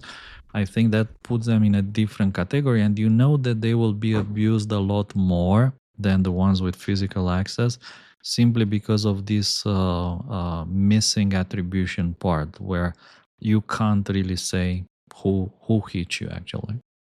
When Cellebrite is caught using 0-day, that doesn't bother you either. Well, we know that they don't necessarily have all the 0 days to the latest and the greatest devices. So like in some cases, even in the report, they talk about this phone, which was vulnerable to checkmate, which is a like really old exploit that works all the way up to iPhone 10. So it's not necessarily like the cutting edge, but like also keep in mind there's a bunch of other companies, not just Cellebrite, which have these capabilities like Remember in the past, the famous case of the San Bernardino shooter, it was solved by Mark Dowd, right? Azimuth Security. So in my mind, there's like a huge difference between this local access, 0-day exploitation for the purpose of just accessing the device, not infecting the device, right? When you infect the device, I think you also jump into a different realm. So there's like a difference between just accessing a device and then planting something on the device, and then just hitting the device remotely is an entirely different thing. Does lockdown mode provide any sort of mechanism to protect folks from this thing? And let's just look at protesters. Let's assume activists, members of civil society, protesters around, and police are taking away their phones and plugging this thing in. But in the sense that even like some of the cases which are being discussed here, face unlock was used to unlock the device, right? So you kind of force that person to unlock it for you, correct? Keep in mind that in some places like around the world, if you refuse to unlock your device, then you will be arrested for terrorist charges.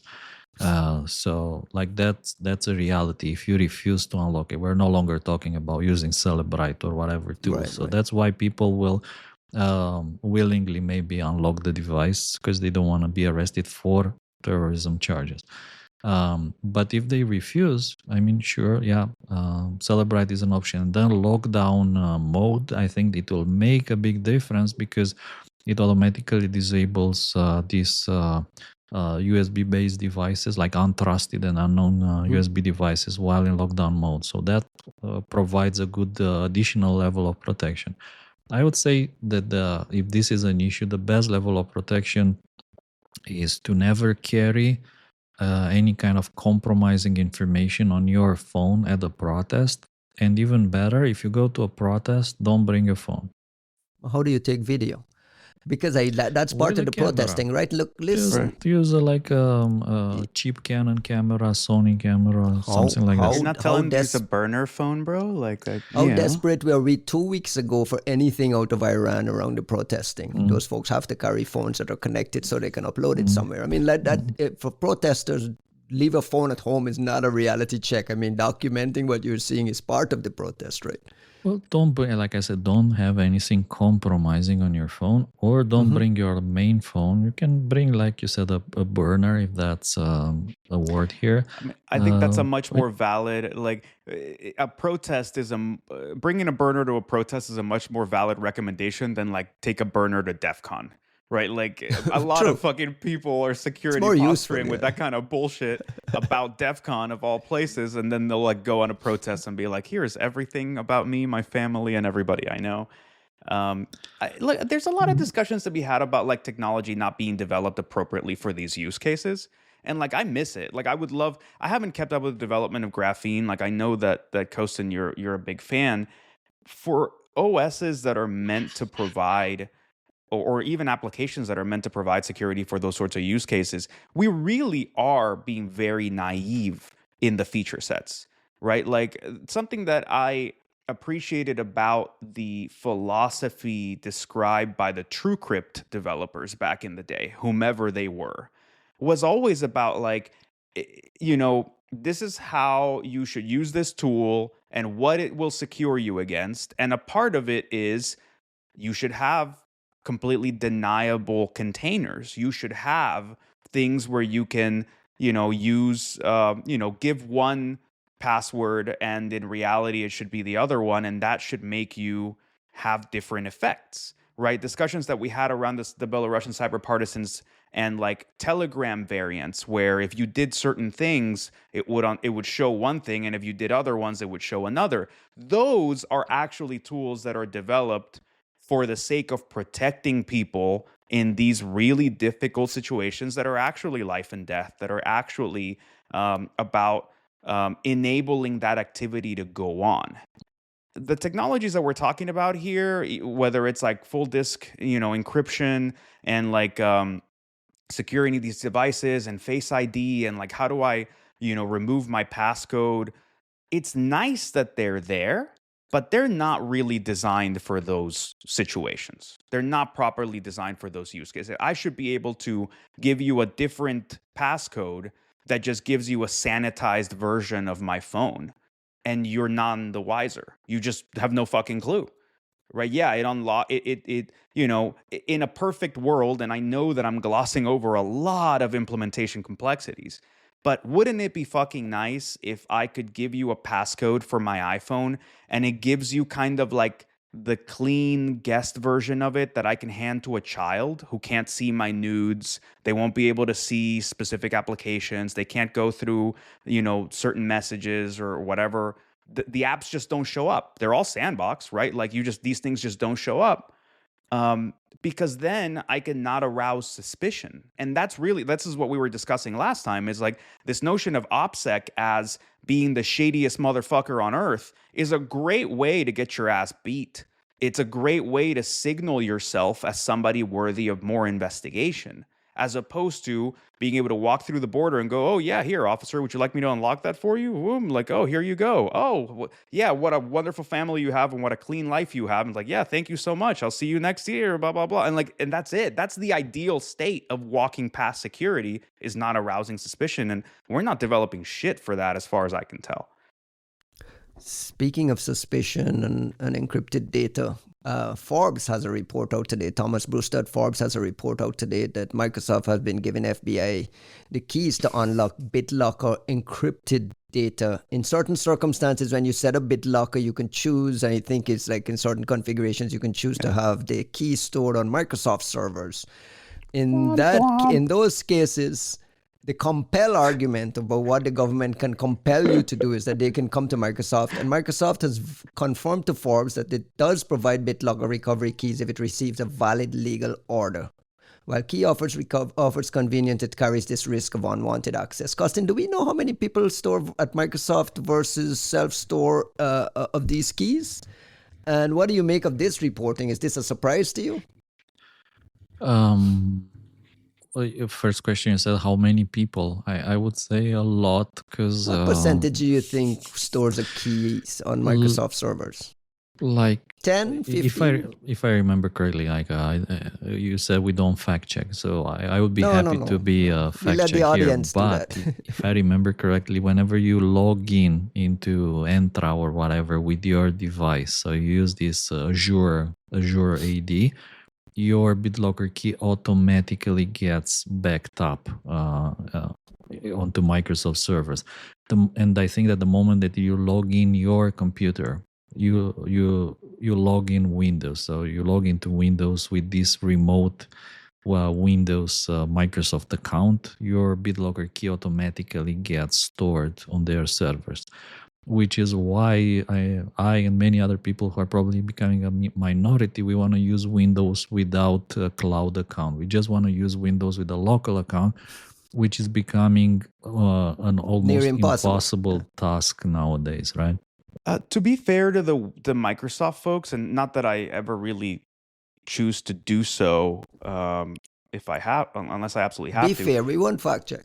No. To be fair, this is exactly the same thing that happens when you set up File Vault on Mac OS and do full disk encryption. If you allow it has a specific setting that says, do you want to allow your iCloud account to unlock your full disk? And like, why do they do this? Because a lot of people are going to turn this shit on who are not security nerds, who are never going to write down their backup thingy, and then they forget a password, which happens to a lot of folks, and all of a sudden everything's gone. And you can imagine the amount of like customer support escalation, complaints, and bitching that comes with, hey, you gave us a well-scoped, well-defined feature, but we're users and we're often dumb about this shit, so we just, we didn't read the fine print.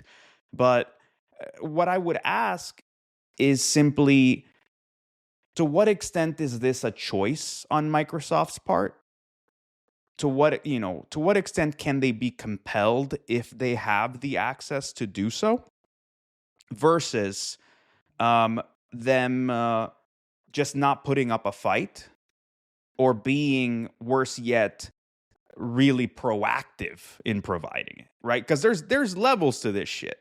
you're Microsoft, right? You're a mega behemoth with a bajillion lawyers who seem very excited to find ways to say no. Did you not fight it because you can't fight it? Did you not fight it because this wasn't the right situation in which to fight it? Or was there no intention to fight? You actually were dying for them to ask you and you just had that shit ready, like, to go, right? Which one is it? Apparently there was a case in Guam, and Microsoft said the company receives about 20 requests for BitLocker keys every year. So it's a tiny, tiny, tiny number. I mean, when the government compels you and law enforcement compels you to hand over this stuff, I think that's, I don't know. What's the advice to Windows two things users? here. I think that people losing their BitLocker encryption key, it happens a lot more often than probably law enforcement asks for your key. So I think from the usability point of view, it's good that Microsoft has an option to back this up. And I've seen, by the way, I've seen so many cases when people changed like a one thing in the BIOS, and that was like the end. They were asked again for the BitLocker encryption key because the BIOS checksum changed. They didn't have it saved. They tried changing that setting back in the BIOS, but it was too late. It didn't matter anymore. And that can be something as simple as changing the default boot device in the BIOS. It requests for your BitLocker encryption key. If you don't have that saved, goodbye, good luck, thank you very much. So from the usability point of view, it's a nice feature that Microsoft actually backs it up, and I know many people who are actually saved by this. But at the same time, yeah, it's a risk. That's why people still use TrueCrypt, and VeraCrypt actually, the new version of TrueCrypt, which is pretty nice and stable. You can even use combinations like BitLocker on one level and then VeraCrypt on another level, to either for a container or for another partition or another disk in your system. Can we go back to the book recommendations corner for a second? Since we've been talking about TrueCrypt, and this is obviously a tangent, but like, there's an amazing book called The Mastermind: Drugs, Empire, Murder, Betrayal by a journalist called Evan Ratliff. And it's about Paul LaRue, who's a really interesting figure in like these like criminal ecosystems, and very much cyber involved, right? When spam, drugs, like all this shit. But without really giving away the story, part of the implications here are that he was one of, if not the main developer for TrueCrypt, and that TrueCrypt stops being maintained when he becomes an informant or he gets captured or whatever the fuck it is. Phenomenal book. It's available in audiobook. It's available whatever. You won't regret it. It's a really fun read. But just anytime TrueCrypt comes up, this book just comes right back to me. It's such a great one. So The Mastermind, if folks are got a little time on their hands. I don't know if you guys are getting to see this. I shared it in our live group chat, but Kim Zetter has some reporting on some ESET discovery of this. You remember last week we talked about this electric grid attack in Poland with some of the renewable stuff. Let me read the opening paragraph from Kim Zetter. Cyber attack that targeted power plants and other energy producers in Poland at the end of December used malware known as a wiper that was intended to erase computers and cause a power outage and other disruption to services. ESET has a tweet thread that describes it as Dino Wiper, used in an attempted disruptive cyber attack on the Polish energy sector on December 29, 2025. How does this change our view of what Ruben was talking about last week? We spoke about Ruben's research and what's actually going on there, Juanito. It doesn't change my view. I'll admit that I'm like a little, like, I'm happy for them. I'm proud of it. I'm a little salty because the minute this one came out, Hagel and I were like, okay, man, let's go 3 for 3, right? Because we found acid rain, we found acid pour. We're like, this has got to be something like that. And it wasn't, we didn't find it. The sample, as far as I could tell while we're here, is not on VT. But great work by our ESET friends as ESET, man, I picked always, them. man. Yeah, I As picked them in my always. year-end thing as the guys who always come out with like Yeah. these discoveries. Does this change your view, Costin, of what happened in Poland and the whole, you know, the what happened in Spain, the Ukrainian issue, Russia and the war? Like this changes the dynamics? I don't think it really changes the dynamic. I admit that this just came out, so I didn't have time to look at the IOX yet. So I can't speak from my knowledgeable standpoint. But I don't think it changes much. Like I was saying, there's a certain inherent risk whenever you're combining together these renewable power sources, which are variable and dependable on things like the weather, like if there's sun outside, if there's wind outside, and the fact that it's extremely important to have very precise synchronization for this, or otherwise you risk burning or bringing down the whole electricity network. And if that's feasible and if that can be done, then sure. I didn't have time to look at the Dino Wipers, so I'm gonna do that next after the podcast. Okay, so let me ask. If you can get the sample, man. Like... Wait a second. What do you do now? Let's check. Something like this drops. Like, explain to the audience what when you go into go mode to like, okay, let me go check for this. What are you doing? What is your first thing? Why is it important? Well, first of all, right, what are we talking about here? Like there's in the blog, there is a hash. The hash is not on VirusTotal. So first thing I do, I check if it's in my collection somehow. Maybe I got lucky and I have it from another source. If it's neither in my collection, nor on VirusTotal, not on Silas Malshare, or on Malware Bazaar, or pretty much any other samples source out there, then I'll put it for monitoring using my project is now on VT, and hopefully I'll get the notification sometime. So the scramble now is to find a sample. The scramble is to find. Like another possibility here is that, of course, researchers can reach out to ESET and kindly ask if they can share the samples. Typically, they cannot. Like in some cases, it's not possible. In most cases, you don't get it out of a lab, right? Depending on how it was received. If this was received from a customer, then maybe the customer doesn't allow you to share it. What we were doing back in the days was we would try to find an equivalent sample on VirusTotal and include that hash on the blog, or share a YARA rule that allows people to find similar samples. Or when you say equivalent sample, meaning what? Say malware, but another version. It's already there. Okay, got it.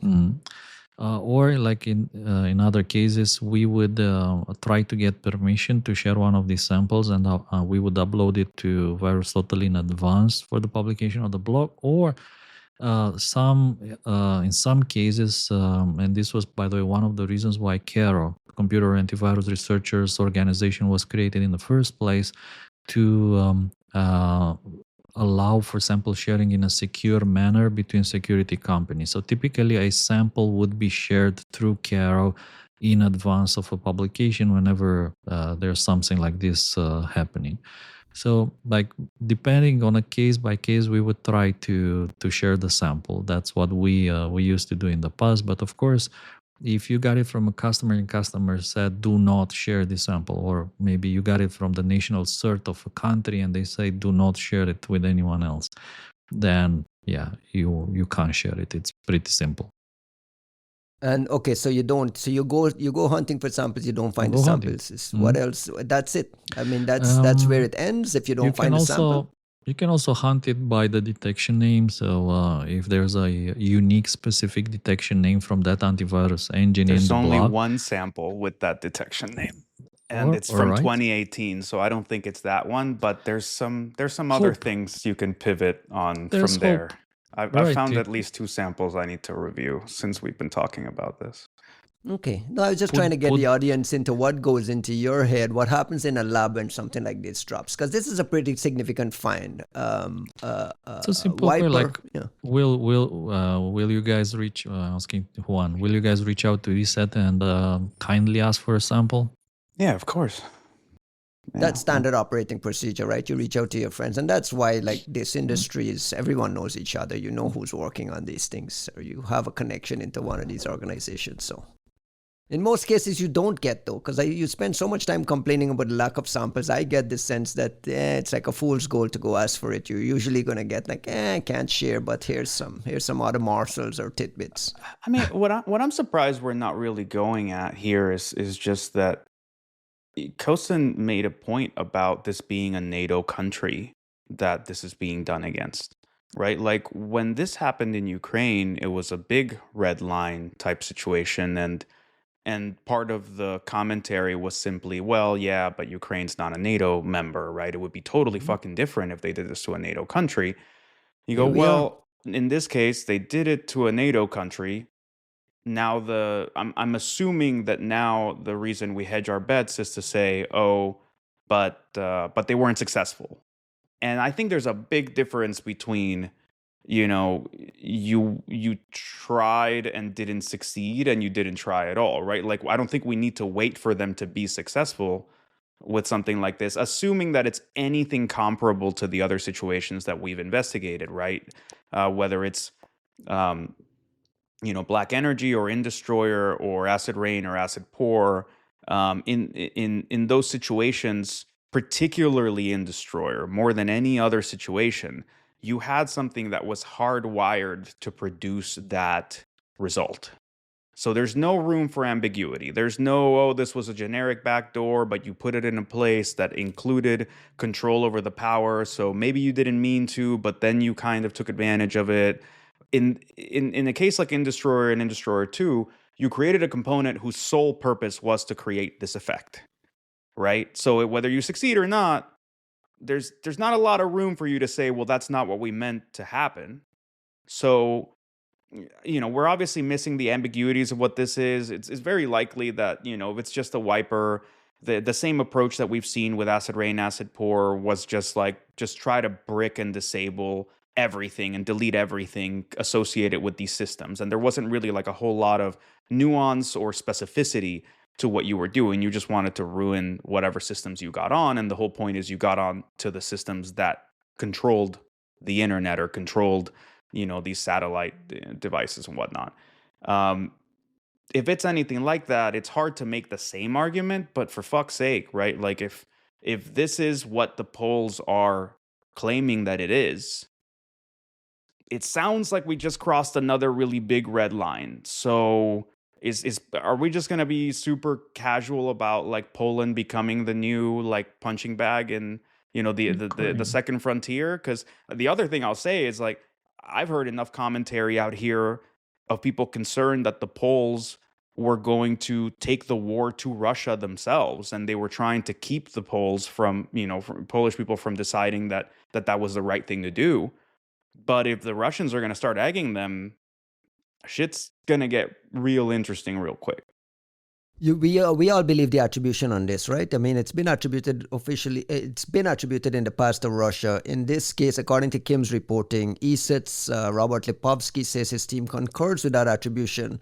And although they're still assessing the code, they attribute it with medium confidence to Sandworm. Sandworm, if you guys remember, is the hacking team Unit 29155 of GRU, Russian military intelligence, responsible for the Black Energy attacks that struck Ukraine a decade ago. This is pretty nerve-wracking. What else can we say about this? I mean, it's now breaking. We have no new information. I'm reading from Kim Zetter's story here. Shout out to Kim.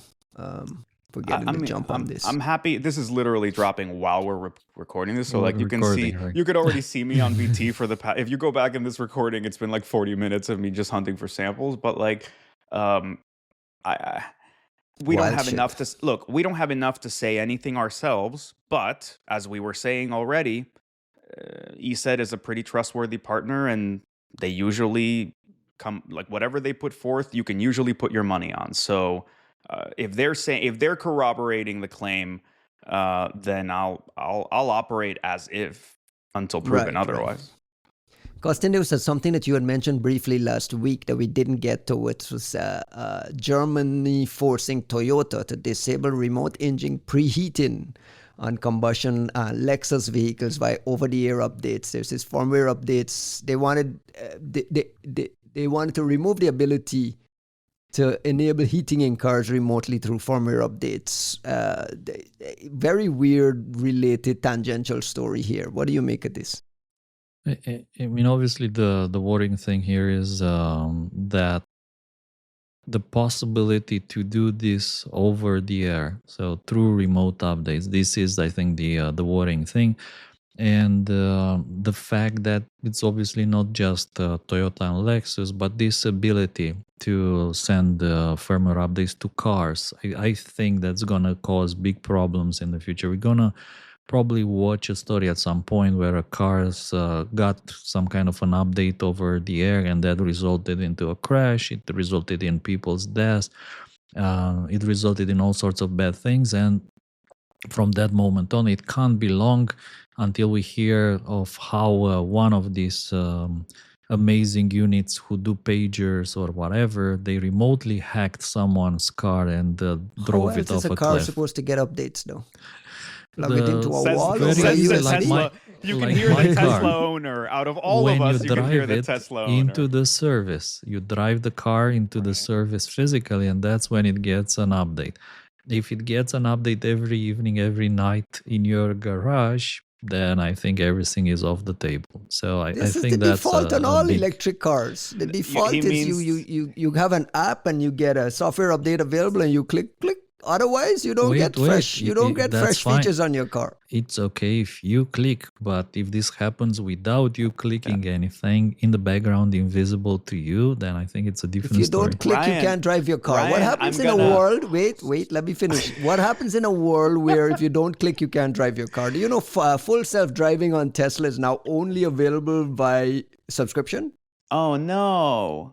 You know, who could have ever seen that shit coming? That's crazy. You know what used to happen, Ryan? There were cars that just like didn't need to get any new features. Like they were fine. Like they just cars. The features you bought it with were the features no value it was gonna have. At the same time, no fucking bullshit German bureaucrat got to decide whether it was appropriate for you to use those features on any given day.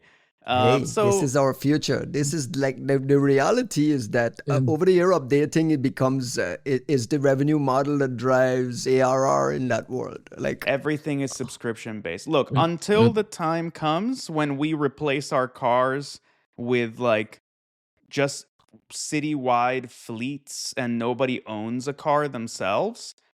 I have a 12-year-old car. It's gonna keep, aging and ideally appreciating, and it'll just stay that way. But is it German? That's a question. Of course it's German. Otherwise, why would I ever want a 12-year-old car? Please raise your hand if you drive a German car. Oh. Come on, Ryan. Come on. Oh, no? Ryan. Yeah. Ryan. Hold on, let me think. Oh, come on. No. America first, my friend. Mercedes, man. Mercedes. America first. Important to say that this happened not because Toyota wanted this to happen, but this happened because Germany government, whatever bureaucratic entities wanted for this to happen, so they doesn't pollute the environment by you running the car idle, so it heats up, so your ass doesn't freeze in the winter.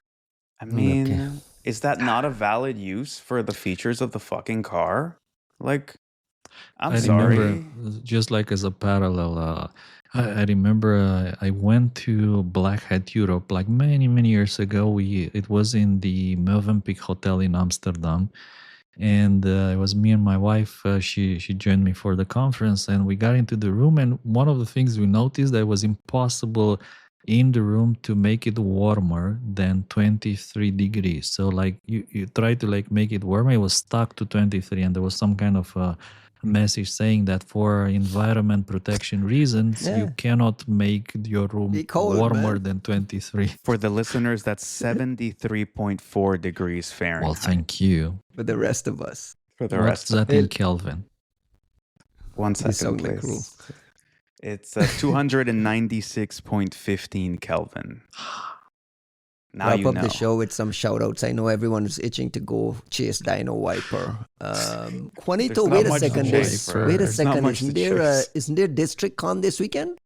In theory, I was going to say in theory, because there's a massive snowstorm about to blanket Washington D.C. Do you think it's gonna affect the conference? Right? I mean, Most dude, definitely. last year, DistrictCon had no electricity for the whole thing, and they managed to make it work.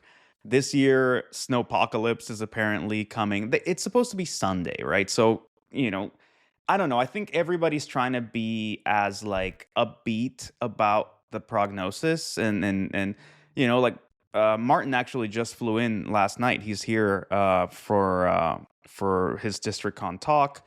There's a lot of people who've flown in for this shit, so it's not like we're excited And for the folks to conference is get going ahead. I saw they announced it is going ahead as planned, regardless of the Snowmageddon that's coming. not Right? just forging ahead, but like they're planning like snow day activities. So clearly, I see.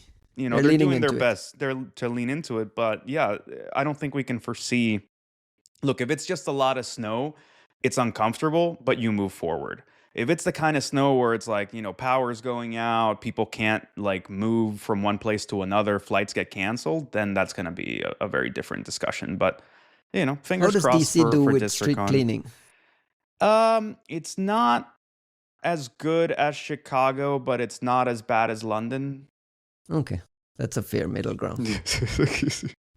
Speaking of conferences, VB announced today that they're heading to Seville in Spain this year. VB 2026 will take place October 14 to 16 in the perfectly located Barceló Sevilla Renacimiento on the banks of the Guadalquivir. Wow. The Guadalquivir River. This is somewhere between Malaga and Gibraltar, right? Somewhere in the south of Spain. Where is Seville? Further up from the south. Okay.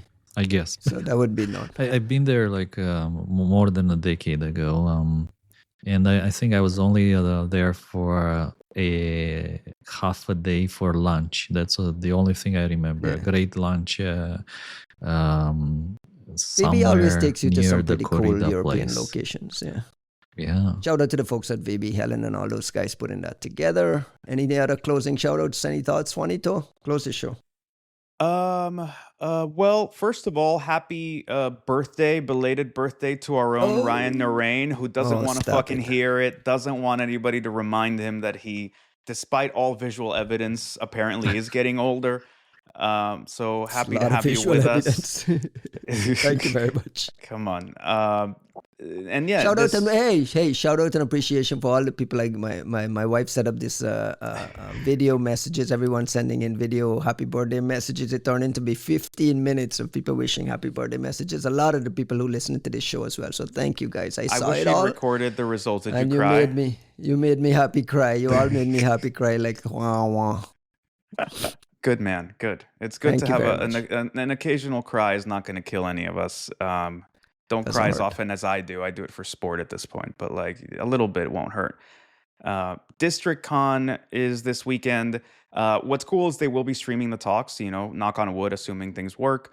Then Reverse, as I've mentioned, is in March.